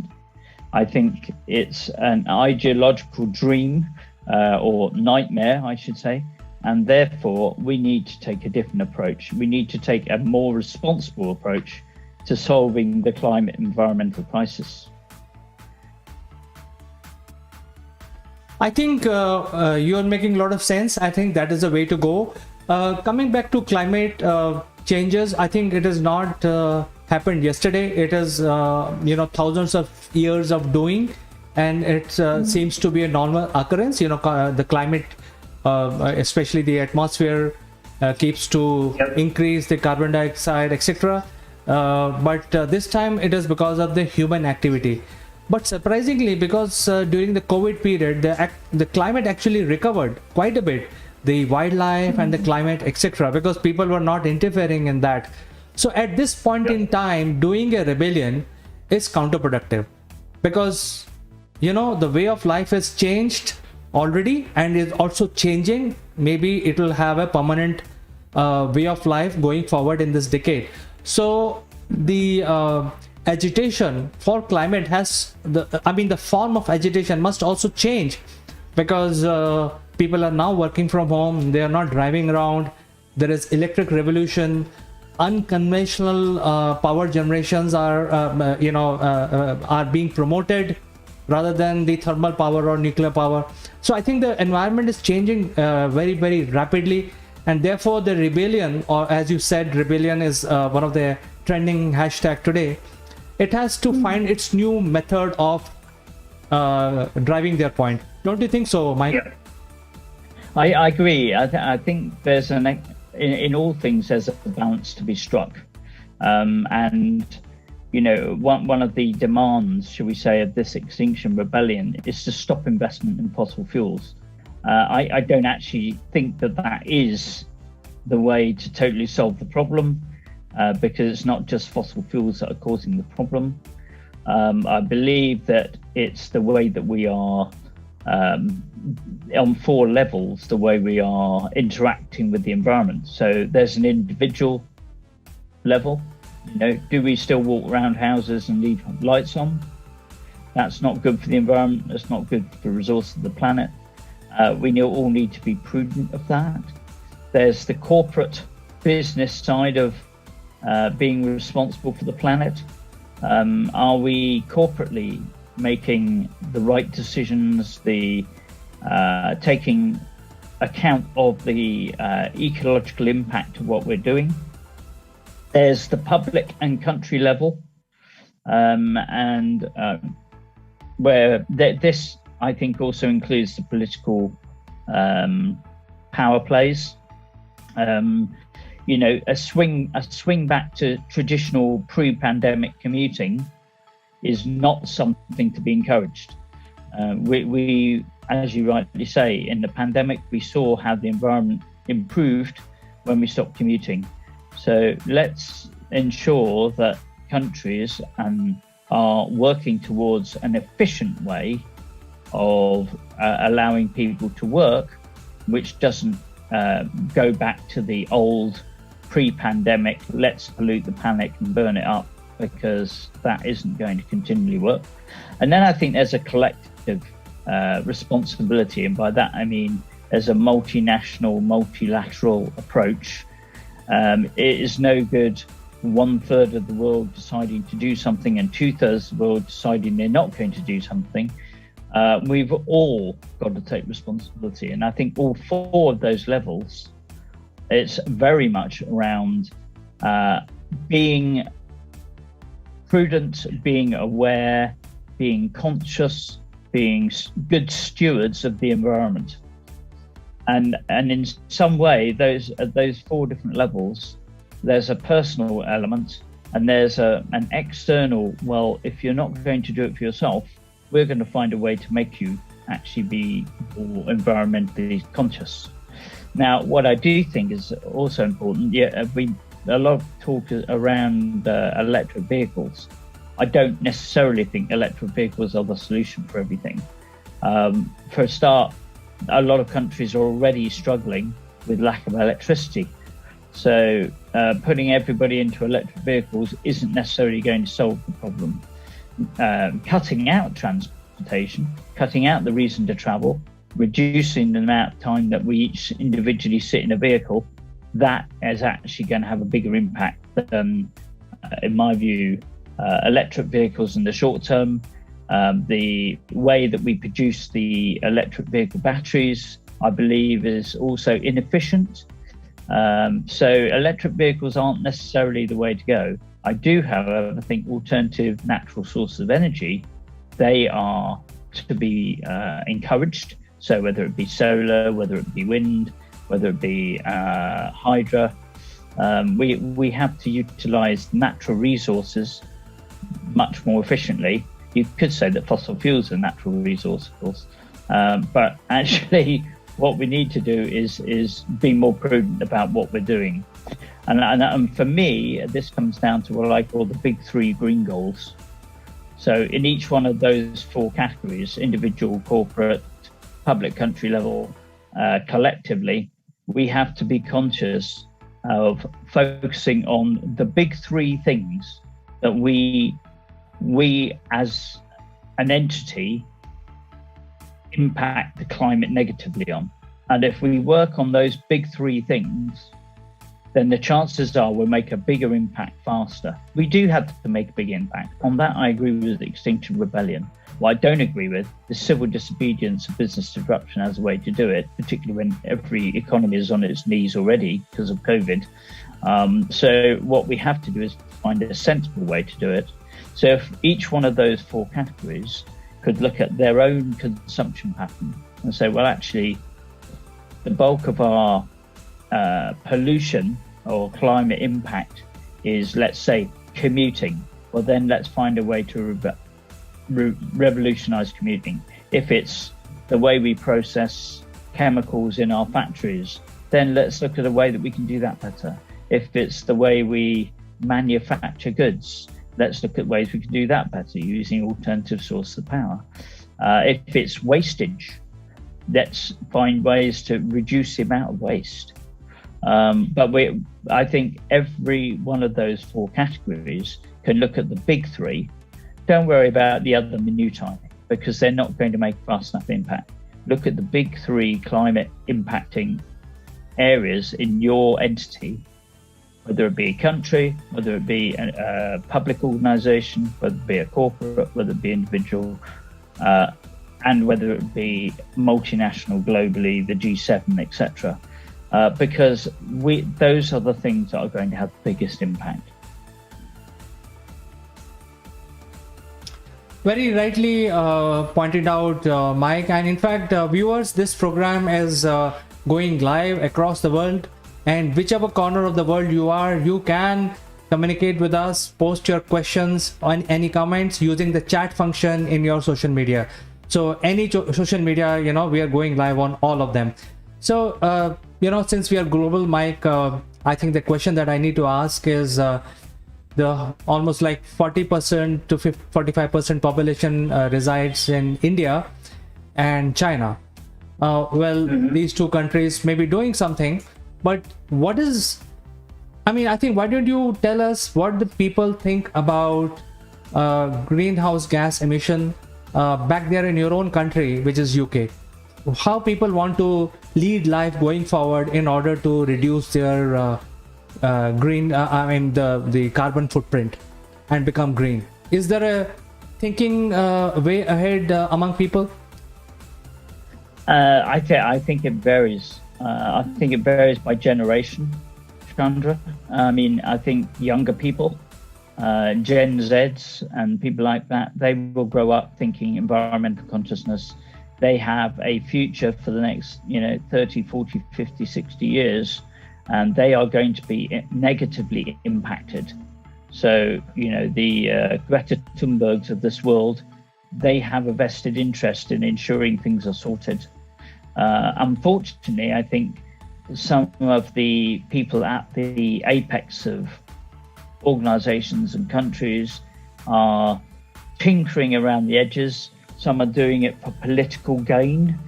I saw a local councillor on the television the other night boasting about the fact that they put a cycling lane in, which has slowed down all the traffic, because cycling is deemed to be better for the environment.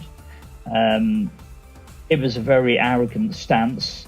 It was a very stupid stance, because what's happened is the 92% of motoring traffic has now been slowed down, meaning their journeys are longer.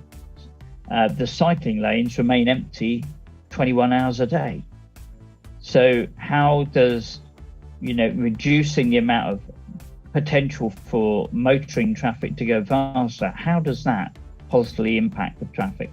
So that's a politician who's actually taking on board a trendy term, let's all go cycling. But if you've got to cycle 50 miles to do a job, that isn't very practical. So, there's got to be a reality check. And so all this, propaganda and jumping on the trends isn't the way to go. I do believe the way to go, like I said, is for each one of those four, individuals, corporates, public, country level, and collectively as a globe, we have to take it seriously, and we have to ensure that we look at the big three that are massively impacting our own individual footprints, our own entity footprint. That is the only way to actually do this. I think there is a general move now. There is a general acceptance that the climate has changed or is changing. Some people would say, well, that's natural, it's changing anyway. Some people would blame climate change on environmental abuse. But what we have to ensure is that these extremes do not take the collective eye off the ball. What we have to do is all take it seriously and all work towards minimizing our environmental impact. Things are changing. I feel that one of the most worrying parts is that the ice caps are melting. Once they go, there is probably little chance in us being able to counteract that. The impact is going to be ginormous. So we do have to act. like I say, I do agree with Extinction Rebellion. We've got to do something. What I do think we need to do is do it in a responsible and collective manner, rather than seeking to, cause businesses further disruption and chaos when they're already struggling to repay their COVID loans and et cetera, et cetera. That isn't going to help anybody. It's certainly not going to help the Gen Zs coming through and the millennials who are actually going to need these businesses to provide them with jobs and income and ways to live.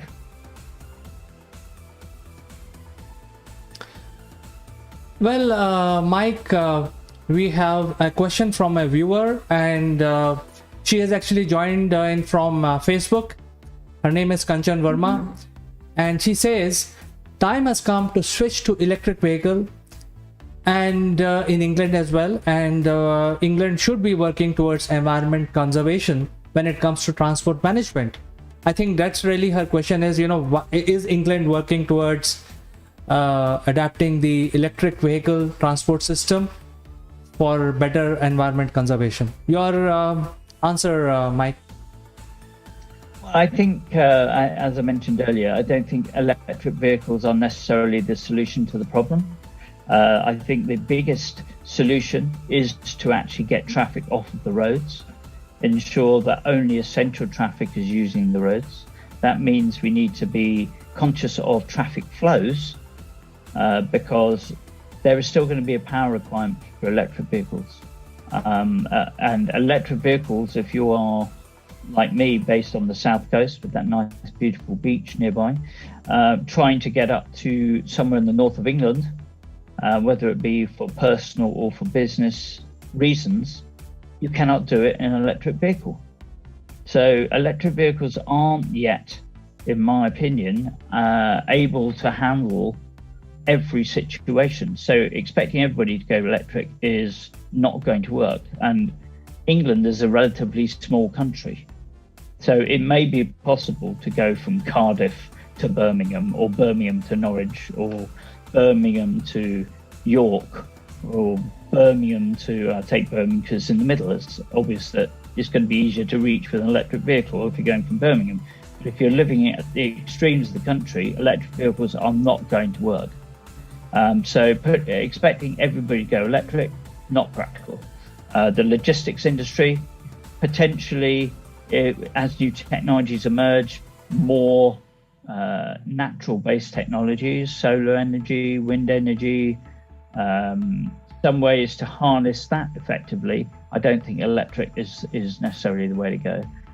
But I also do agree that we need to reevaluate and continually review our transport policy, and we need to ensure that we're concentrating on traffic flow, not blockage, because that's not going to help the environment. And we need to focus on getting traffic off of the roads wherever possible. And there should be fiscal policies that encourage that. I don't know if that's answered that lady's question. No doubt, there's going to be not necessarily agreement there. I wouldn't expect there to be. I think these things are up for debate. I think we've got to be practical and not ideological, because ideological will not get us where we need to be. Well, Kanchan, hopefully your question was answered. If not, you are most welcome to post your additional question. No problem with that. So Mike, let me share my personal experience. I started riding bicycle about 7-8 years back, and initially it was quite tough. Even 1 or 2 kilometers used to be very tough, but then gradually I picked up this stamina, and I was riding almost like 50 kilometers a day, going to office, coming back, going to office, coming back. And then there were other people in my group. There were guys who were riding 50 kilometers one way, so about 80 to 90 kilometers in a day. And there were other nerds, and these nerds are not necessarily junior guys. These are the CEOs and really creme de la creme, who were riding almost like 150 kilometers for a cup of tea. They used to plan it, hey, let's go there and let's have a cup of tea in that particular joint, and they ride 150 kilometers. So what I'm trying to say is that even though England or UK is a smaller country, not as big as India, what I know about UK is that if you drive 80 kilometers in either direction, you will hit the ocean. So which is so small compared to what figures I'm trying to share with you. So if you practice, and if you put a small electric motor, then you can actually reduce your exertion and still go green. And I think exertion isn't the problem. I think exertion isn't the problem, Chandra. I think the problem is practicality. If you're going along a street, and let's say, we need to look at the whole picture. The whole picture means that if you're needing to go 50 kilometers to the office, do you need to go 50 kilometers to the office every day? Or could you go work? Well, could you work from home? Could you work locally in a local work hub where you collect together with other people in your area, and only occasionally maybe you do your 50 kilometer cycle? However, I every time I see cycles on UK streets, we haven't got the width. That one of the problems of having a small country is we haven't actually got the road width available to put cycles there and motor vehicles on the same side of the road. So what I see time and time again, so you see maybe 3 to 4 cyclists, and they will be riding at the edge of the road, meaning no vehicles can overtake them. So whilst it's great because those 4 cyclists are actually not burning any fuel for the environment, maybe a bit of methane if they've had to have steak for breakfast, but then the rest of the travelling public is held up behind them, and their journey is longer. So as I said before, cycling in and of itself is not the solution. Getting traffic off the roads that doesn't need to be there, that's a solution. Allowing people to work locally or work from home or work remotely 80% of their time, that's part of the solution. Having traffic flowing properly is part of the solution. That might mean contraflows, which means in the morning going into town, there are 2 lanes and 1 lane going out, and the other way around in the evenings. So that I saw that in Rio on the Copacabana road, where in the mornings 2 traffic lanes went towards town and 1 came out, and they reversed that in the evening. That was sensible management of traffic. I think traffic flow is key to reducing consumption. I think reducing the amount of unnecessary commuting is key to it. I'm not saying cycling may not be part of the solution. If you're working in a place that you can get to by cycle, good on you. If you can walk it, good on you. If you can't, you shouldn't be condemned. But also the organisations, be they corporate or public, need to also be conscious that maybe part of their big 3 green goals is to reduce the amount of time people have to commute into their office unnecessarily. Yes, I think it's a very large subject, Mike. We can circle back on this subject in future and discuss specifically how you can adapt the electric revolution. But for today, I think let's get back to our discussion about the rebellion. So what is your opinion? What's going on in terms of the environmental rebellion which is brewing up? And I think it's mostly happening in the UK. What really is happening over there? Well, they just cause chaos, basically. Their objective is to raise the profile of their issue. And at the moment, their big issue is stop investment in fossil fuels. I don't necessarily, like I said earlier, don't think that's necessarily the solution. Not everybody can go electric. So more efficient use of fossil fuels, there should be investment in. Maybe instead of using, 3 gallons, 20 litres, they should be working on trying to use 1 gallon and 10 litres. That would be an investment in fossil fuels, but it would be an investment which says let's see how we can do this more efficiently. So I don't think stopping investment is the way to go. I do think, however, investing in more efficient use of fossil fuels is possibly a better agenda. I never see the point in civil disobedience. I think we're all fully aware that something needs to be done. I don't think causing chaos in cities is the way to help anybody, least of all the public who are trying to sort of get back on their feet after COVID. And I do, however, hope that, and there's already the big summit coming up, which Alok Sharma is organising, I think in Glasgow at the end of the year. So there is focus within Westminster to try and improve things. Extinction Rebellion doesn't need to raise that. What we do collectively need to do is accelerate our approach and our prudent approach to solving the climate crisis. And like I say, for me, that's the big three green goals. Each one of those four categories needs to examine that, come up with it, and if they won't do it, then maybe that's where the governments need to step in and say, look, if you can't self-regulate, we're going to make you look at the top three things in your organization that could have a positive impact on the climate. Well, I think the world has really changed, especially if I have to talk about India. The noise pollution has come down because people are not riding their vehicles on the street. The water pollution has come down because we are not creating so much dump into the rivers and oceans as we were earlier. The air pollution has come down because we are not using driving around unnecessary for small things, which was the norm. You want to have a cup of tea somewhere, just drive around.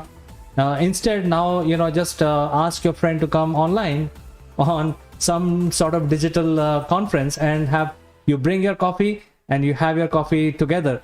So I think the lifestyle is changing, and because of that, the reason for rebellion must also change. I think our appeal to the people who are fighting for a good cause must look at this as well and make sure that the civil disobedience is also changed along with the time.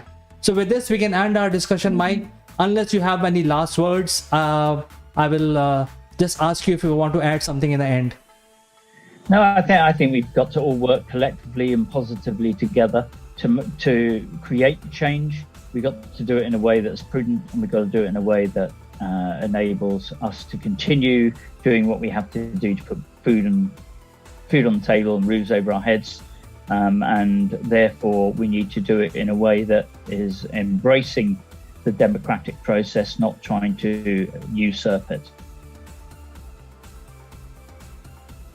Thank you so much, Mike, for finding time and discussing about this very important subject. We'll catch up with you next week once again on something more interesting.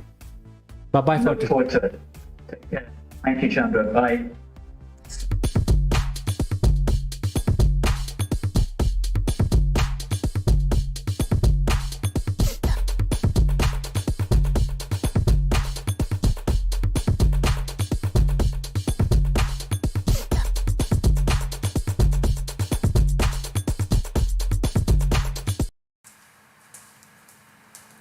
Hello friends, welcome to Top Brass Skill. Hello friends, welcome to Top Brass Skills Gap discussion. I am Kanchan Verma. Today we have Dr. Bharat Bhushan Singh, who is the head director of. Welcome friends, I am Kanchan Verma. Final. Welcome friends. I'm Kanchan Verma from Akulmach. Welcome friends. Welcome friends. I'm Kanchan Verma from Akulmach Technologies. We are in the show, as you know, Top Brass Skill Development. Welcome friends. I'm Kanchan Verma from Akulmach Technologies. You all are.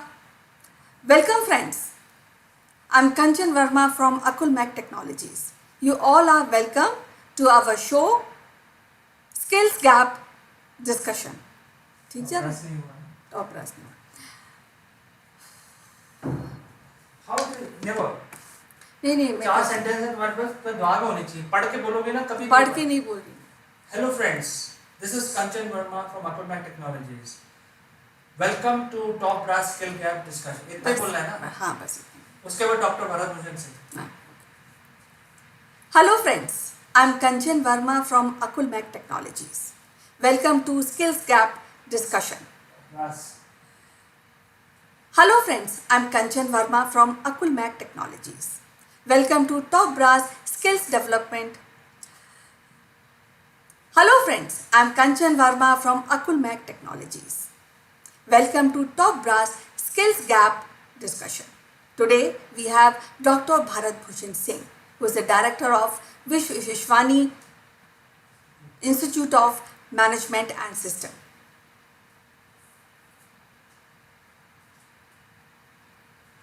एक बार और कर लेते हैं. Hello friends, I'm Kanchan Verma from Akulmach Technologies. You are welcome to Top Brass Skills Gap Discussion. Today we have Dr. Bharat Bhushan Singh, who is the director of one of the premium institute in Hyderabad. Hello friends, I'm Kanchan Verma from Akulmach Technologies. You are welcome to Top Brass Skills Gap Discussion. We have Dr. Bharat Bhushan Singh, who is the director of Vishwani Institute of Management and System, Hyderabad. We welcome Dr. Bharat Bhushan Singh to the discussion of Skills Gap in India.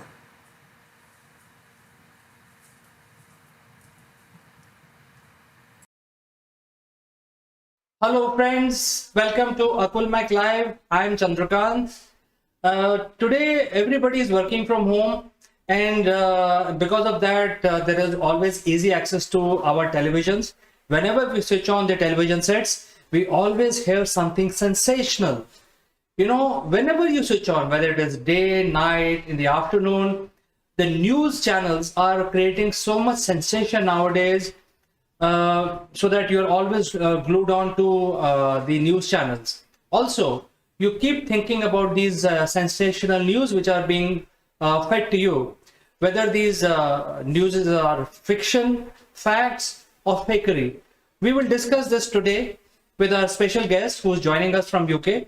Before we start our discussion, I must tell you there is a QR code right now on the screen, and this is a very user-friendly way to get connected with us. All you have to do is point your camera from your mobile phone onto this QR code while the video is still running, and you will get connected to us instantly. We will start our discussion after a short break. Please don't go anywhere, as an outstanding show coming up right now.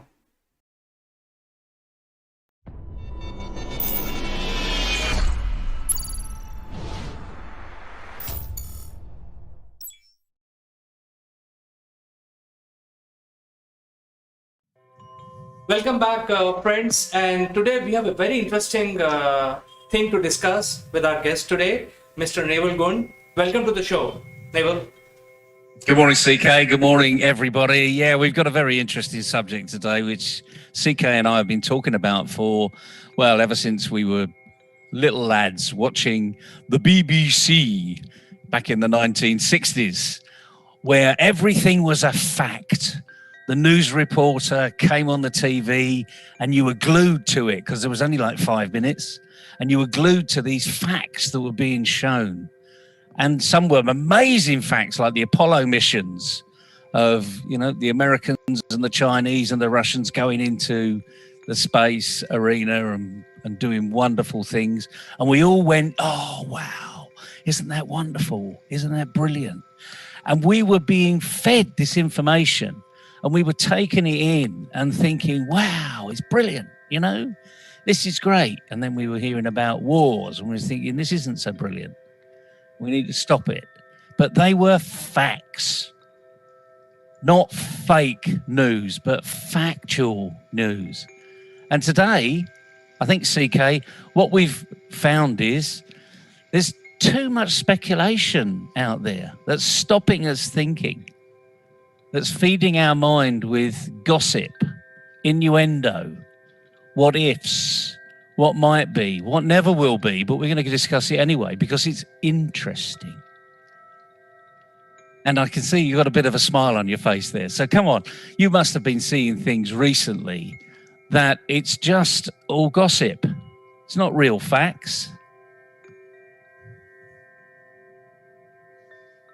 Neville, basically, I keep having a discussion with my father because my father is always fond of news because he's from the generation where they used to read newspaper. In fact, when we were kids, we were taught to read the newspaper before we go to the school. So I think that's the habit that the previous generation had. And they literally believe, my father literally believes whatever is being shown on the TV. And he also give examples. It came in the newspaper, whereas there is no newspaper around, So it's like, it's like proving the point that, hey, this news is absolutely accurate and correct because it came in the newspaper, even though he has seen that on the TV. So I think that the reality of the situation is that I don't believe whatever is being shown on the TV. And I definitely have debate with my father about what he is believing, and it may not be true. I think that is where we are today. No, I think you're right. I mean, as you say, your father and my father, similar age. My father's sadly passed away, but I have these arguments with him even now. Really, when I'm thinking about it, he says the written word, that newspaper that used to come to the home every morning, and our teachers would say you need to read around the subject. How many times when you went to university did your teacher say read around the subject? In other words, the internet wasn't there when I was at university. We had a huge library, and the only reading around the subject was physically going to somewhere and reading a book, reading literature, reading a pamphlet, reading a magazine. And you believe they were all facts, as we do with our holy books, but they're all facts. Why? Because they're so many thousand years old, they've got to be facts. They've been proven time and time again. But today, I think we need to take a step back, and we need to start thinking of the reality that it is for us. So if we see, for instance, we see wars all over the world. We see fighting in the street. But does that mean when you open your front door, there's fighting in your street? Now, I know people that think that that's happening, and they won't go to their front door because what they see on the news, they're translating in their mind to say, well, this must be downtown where I am. And it doesn't take a lot of imagination to work out that actually that it could well be true in the future. But the thing is, it's not true now. And it's a lot of speculation that's happening out there that we need to start thinking for ourselves. Did I really hear that? Well, actually, let me flick to another channel, because we can do that. We can flick to it. There are so many news channels out there, frankly. You can flick to another one. And don't get used to listening to one person. Because if you just listen to one person, you're not really necessarily getting the truth. You're getting the interpretation of that one individual. And this is where influence around the world are having a big impact on people. Oh, I've seen it on Instagram. It's a brilliant, it's a diet pill. It's absolutely fantastic. It works for them. Yes, they're getting paid thousands of dollars to tell you, because they're an influencer, that this diet pill works. Go and Google diet pill and doctors and the Lancet, and you will find there's a lot of information out there where doctors basically say you can fall for this if you like, but actually you need to change your life. You need to change your lifestyle to improve your condition, to improve your health. So, and again, a lot of this is common sense, but common sense isn't common practice. But I think the message for the day is give yourself a reality check. Please don't believe everything you see on the TV. It's not real. Just like Star Wars, it's not real. It might be sometime in the future if we've got Jeff Bezos's world or Richard Branson's world that wants to push the final frontier. It may well be in the future, but it's not real today. And the thing about this is you've got some fantastic directors, you know, TV and film directors out there that make it look like reality.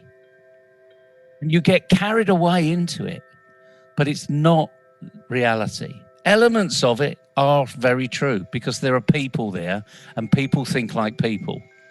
Now that can be good news, but actually it can be bad news too. So the message today is give yourself a reality check. When you see something on the TV, take a second look. It may just be an advert that you would like to see happening. But opposed to that, it could be just a bit of fake news. And the other thing is, of course, I don't think any of these news programs that are out there are deliberately putting things out there to make us all feel bad. It's just that that's the way news is. You know, bad news sells. Any publicity is good publicity. Don't you remember that phrase? Or was it Wanamaker, as it once said, back in the sort of 50s? If I know that 50% of our advertising is working, I just wish I knew which 50% it was. And it would make life so much easier. And so such is true with reality check on the TV, on Instagram, on Facebook, on LinkedIn, on Twitter. Some things that are out there aren't necessarily real. Only you can apply that reality check. But you need to do it. And the only way you can do that is start thinking and having a good conversation with people like CK here. Go and have a chat with him because he's got his 1 foot firmly rooted to the ground. So, good subject for today, CK. It's a bit big, isn't it, really? We're trying to make it light-hearted, but it is quite an intellectual discussion when you start to delve into the reality of life. What's real? What's imaginary? What is pure fiction that we've created? What say you?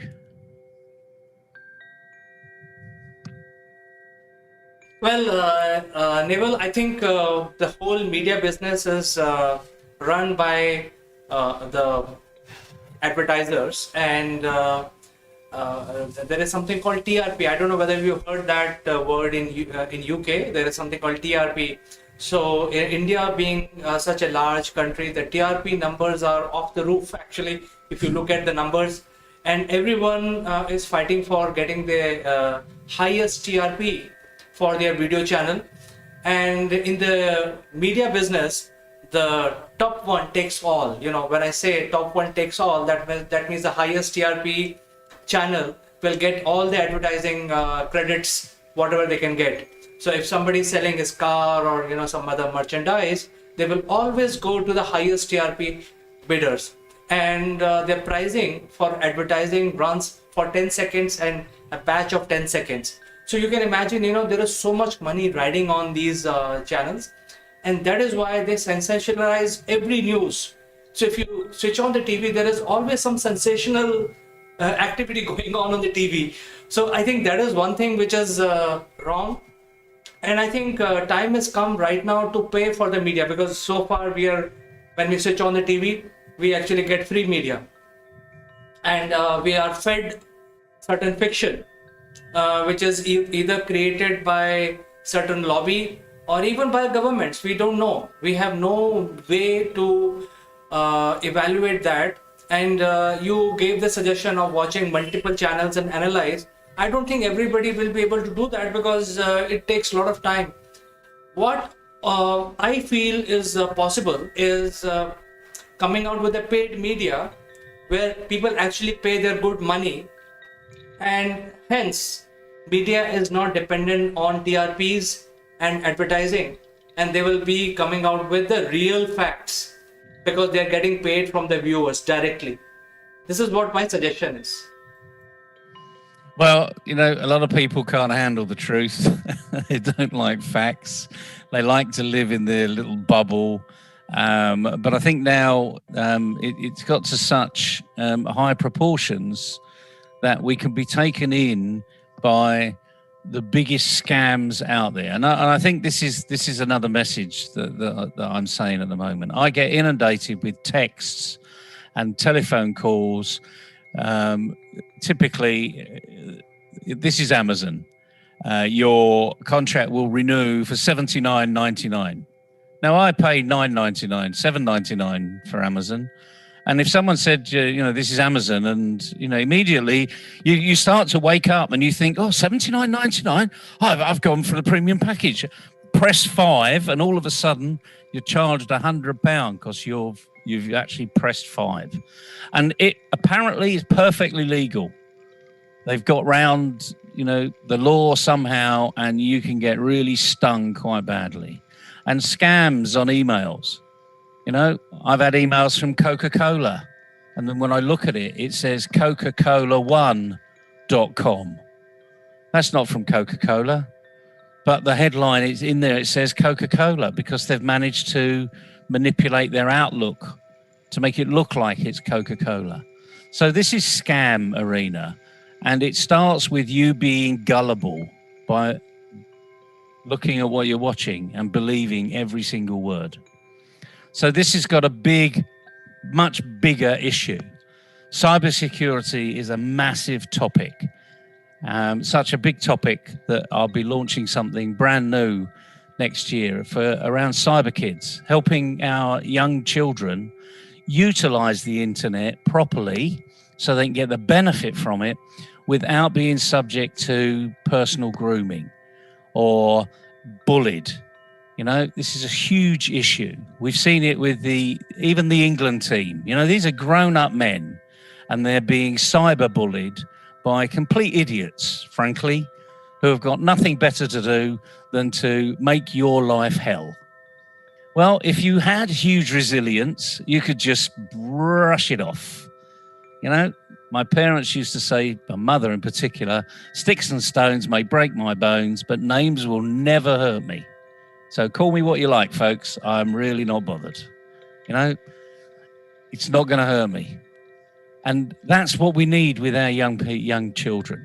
You've got young kids, CK. They need to become resilient, not obnoxiously resilient, so that, get out of my way. I'm more important than anybody else, but just personally resilient and competent so that they live and they're respectful of other people. But they're also smart, and they can sniff a scam from 100 yards or 100 meters, depending on how you measure. And that's what we need. And we're losing that ability. And unfortunately, we're losing it because we're being bombarded with all of this stuff that they call social media. Starts with the TV, goes onto the internet, and it's on all of these platforms. Just start looking at yourself. What do I believe? Why do I believe it? Do I really like this person?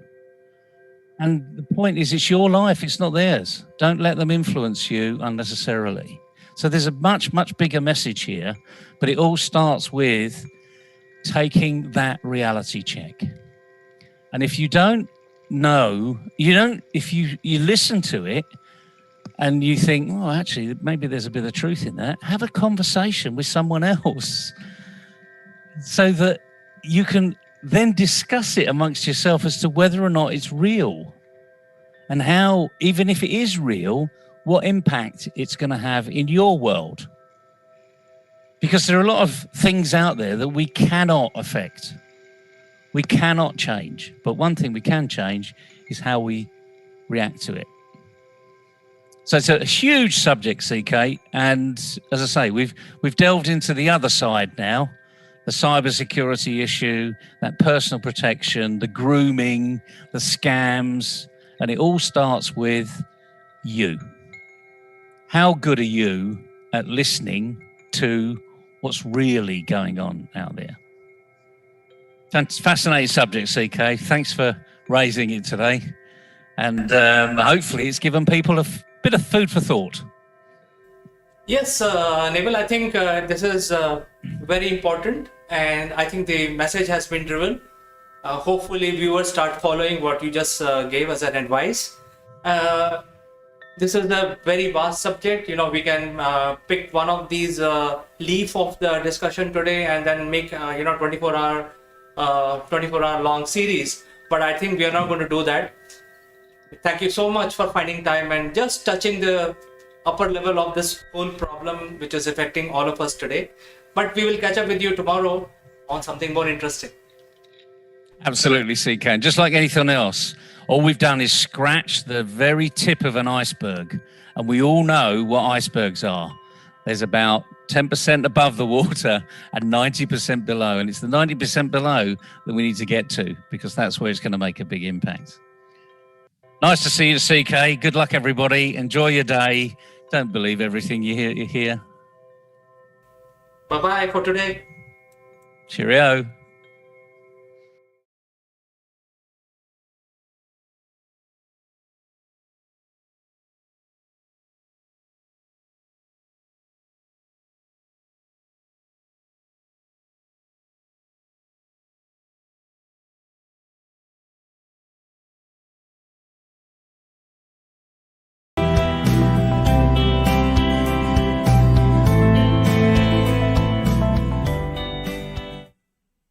Hello friends, in India we always have the longest holidays as compared to any other country in the world.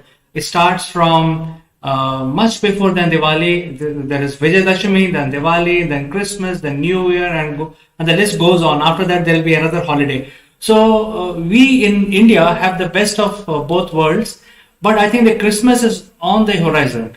And what is the type of lessons businesses can learn, or the leaders can learn business lessons from Christmas? To discuss this very, very interesting subject, we will be joined by Mike Bradley from UK, who's the founder and managing director of Scala Parenta. So without further ado, let's welcome him. Good afternoon, Chandra. Good to speak to you again. And it's not as cold as it looks in the background there, but that is my local town, Christchurch, which is a very pleasant spot in delightful Dorset on the south coast of England. So good to see you. Good to speak to you again.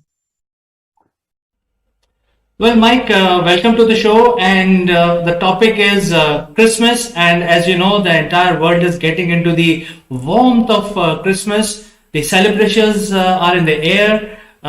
Whichever part of the world you are living in, Christmas is being celebrated. So the topic is what the business lessons or leadership lessons we can all learn from Christmas.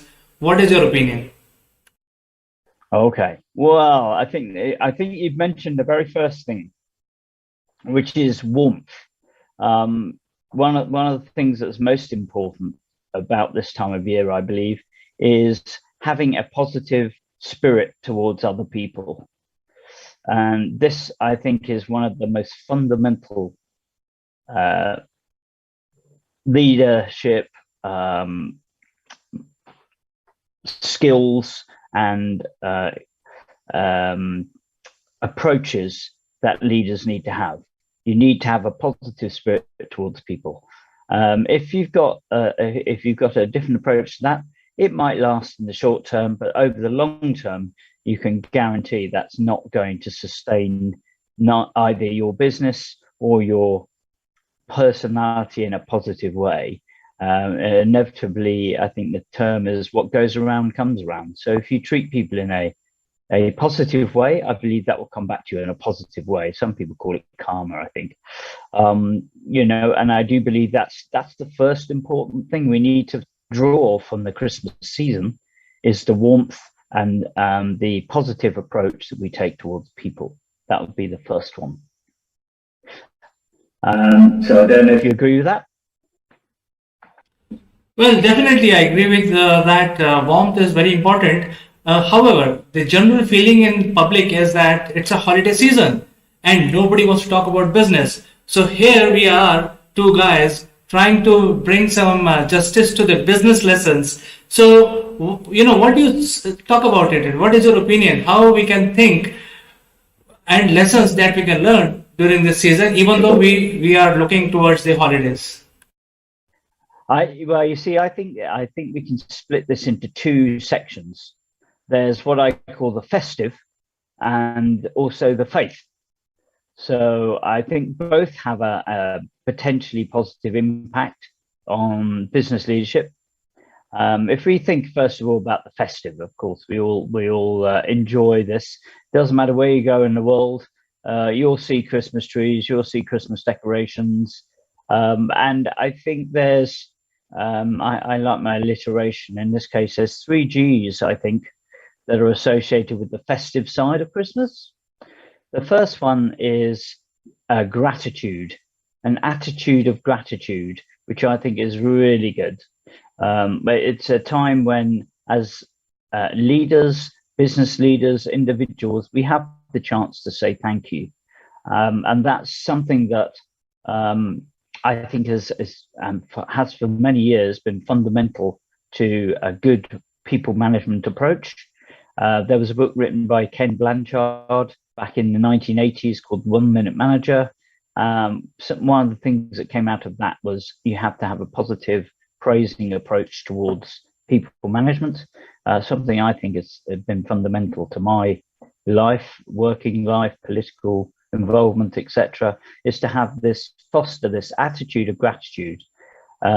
Because if you can encourage people, catch them doing something right, then that is also, it pays back in terms of you'll get more productive and positive benefit from those people. So I think an attitude of gratitude is the first one that comes out of the festive feelings. Then, of course, there's giving. One of the things we do in the UK Christmas is we give gifts, and the act of giving, and of course there's the Father Christmas story. I don't know if you have that in India, but basically St. Nicholas, I think this is up in Scandinavia, used to go around giving gifts without expectations of getting anything back. And I think that's another very positive thing that business leaders can gain, is to actually have a giving approach, because there's the term anyway, which is called give as get. If you give things without expectation, I think it's gratefully received. If your return can be in any number of ways. So I think that's the second G of the festive season, gratitude and giving. And then, of course, generosity. And I separate that out from giving, because I believe this is a time when we need to look around us, need to look at the employees, but the people, the community that we live and work in. It is an opportunity for us to actually be generous to maybe the less fortunate that we all see. And I think that's the responsibility of leaders within this period of the year, but also it sets a good example for the entire year. This doesn't mean you just do these things at Christmas, although that's when we do that sort of approach. But I do believe that these are 3 areas, 3 Gs that we can implement throughout the world, throughout the year: gratitude, giving, and generosity. What do you think? Absolutely, Mike. In fact, in India, we celebrate all festivals because of the diversity that exists in this country. So it's not about religion, it's all about celebration. So if you look at the predominant festivals that we have here in India, it's all about celebration. So whatever festival we come across, we start celebrating. So it's not about, it's a question of faith for some, but not too much. And you mentioned about giving. I think that is very, very important. In India, because I come from India, I'll talk about India. In India, the giving is the foremost virtue of society here. So there are always given that we have to give from whatever you're earning. You have to give certain portion to charity, etc., to animals, not to harm anybody. But I think the message is very, very clear with Christmas and the Santa Claus and giving gifts. without expecting any returns is what their learning is. Over to you, Mike. This is what my understanding and my short answer to you. Yeah, that's true, and that is, of course, the festive side, as you rightly say. But I also think there are lessons that the faith side of Christmas can give, no matter what your faith is. I think those of us who do have faith in something, whatever that something happens to be, there are certain characteristics that come out of that, and of course, faith at Christmas for some is the birth of Jesus Christ. Okay, so what can we learn from that? That doesn't mean that it's irrelevant to anybody else of another faith, but the same aspects, I believe, we can transfer and say that they're relevant to anybody who's got a faith. And what are the leadership lessons, business leadership lessons particularly? I think the first one is that there's accountability. When you have a faith, whatever that is, you are answerable to whoever that is that you believe in. And that approach, I believe, provides the right context and right environment for prudent and sensible business management. It means that you don't ride roughshod over people. You treat people with respect. You treat people with compassion. You are, in effect, accountable. We are all accountable, whether we have a faith or no faith.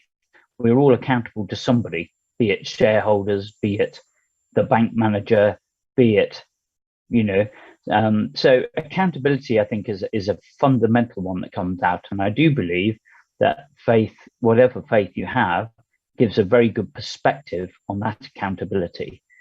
And that leads me on to the second trait that I think business leaders can adopt from this is humility. Believing that we are not the most important person on the earth, the egomaniac, should we say. There's a degree of humility which enables us to optimize the opportunities through people and for any business by having a humble approach. You've heard me talk before about the corporate AAA syndrome, corporate amnesia, forgetting that the customer is important and makes up the spreadsheets, corporate asphyxiation, where they're so high in the clouds, you're not breathing fresh air, not listening to customers, not listening properly to employees, and of course, corporate arrogance, where you think you've arrived and you're always going to be there. These three, corporate AAA, is the opposite, if you like, of having a humble approach to leadership, management, and development. And particularly in these dynamic times, global times, there's no room, I believe, for arrogance. So those business leaders who have a humble approach to what they're doing will keep their ears to the ground, their eyes and ears open, listening for change, adapting to things because they don't think they've arrived. If you look at any sustained technology company over the years, be it Microsoft, be it Apple, be it Amazon, they are in a continual state of change. And they are not changing because the leader has said, we've got to do this. They're changing because the market is demanding those changes. So that is a humble spirit that keeps business leaders, I believe, on the right track. And that's something that very definitely, I think, comes from an attitude of faith, that we're not the most important person on the earth. And then finally, I think the faith gives us leadership by example as the third area, because if leaders demonstrate the right approach, the right values, the right way to treat people, the right humility and accountability, they will demonstrate that to their staff, and hopefully a few of them, maybe 80%, 80-20 rule, if we're lucky, will adopt those same approaches, values in the way they speak to customers and fellow employees and team players, the way they deal with the community. So I do believe that that's the third area that we can learn from the faith side of the Christmas season. which is accountability, humility, and leadership by example. And I think you also mentioned about the gift. So I'm also concerned about how do you manufacture gift as efficiently as Santa Claus and the elf. So well-oiled machinery running in the North Pole, producing all these gifts. I think that is also another example that your business should be well-oiled, highly motivated, and so that the distribution can also happen across the world by Santa Claus. Isn't it, Mike? Just to make a lighter point. Absolutely. Absolutely. I think the distribution network is absolutely vital there as well. I mean, he's got to have a lot of helpers all working for the same goal and the same vision to ensure that he can get around the entire world in this time period. Yeah, very, very definitely. I think there's a good example of leadership there, which we can all learn from, of course. Well, also it is relevant for everyone, not only kids, that you can wish for a gift and Santa Claus will fulfill that wish. So I think we are running a Six Sigma distribution network here because those gifts are never wrong, isn't it? There you go. There you go. And of course, we are all given these gifts. So, be they skills, be they expertise, be they natural abilities, be it charisma. These are all things that we can adopt, we can optimize, and they are the positive things that we can draw on as business leaders, both with employees, customers, communities, getting engagement, productivity, performance, and payback in our environments. And as we've spoken about before, we can have these big national goals or global goals like they have at the COP summit, but actually at the end of the day, it comes down to how we as individuals act and perform, and consequently, we have to ensure that we are doing these things in the best way over the course of our working lives and in our environments, because that's where we can have a most positive impact. So it's not just about what the government they can do or what money they have. It's what are you doing with your resources? What are you doing in terms of gratitude, giving, and generosity? How are you adopting your approach in terms of accountability, humility, and leadership by example? And these are things that we very definitely need to work together. And I do believe that it doesn't matter who you are, whatever your position, these are lessons, these are helpful mantras that can ensure that we're all on the right track. Because at the end of the day, we're all just people. So it's no good us pointing the finger at the politicians and saying it's all their fault. Because actually they're only able to act based upon what we as the voters, the activists, actually do locally. And if we don't act properly, then the result's going to be a nationwide catastrophe. So I do believe we've all got a responsibility to act in ways that are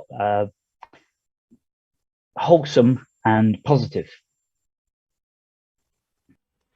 Well, Mike, I think you have given a lot of lessons today. Viewers who are watching our program would gather this essence of what you have given us today. Is very, very important. And it was a pleasure talking to you today, especially on the eve of Christmas.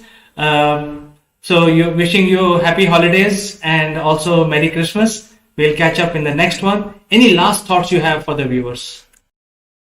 I would just like to say that there's a lot of negativity around at the moment. There's a lot of uncertainty around at the moment. And over this next period of festivities, over the Christmas period, over the New Year period, just enjoy the people and be positive towards those you have around you. Be a positive contributor and look for the best in everybody and try and work with that. And I wish everybody a very happy Christmas and a pleasant New Year. Thank you, Mike. Wish you the same and catch you next time, next week, same time. Look forward to it.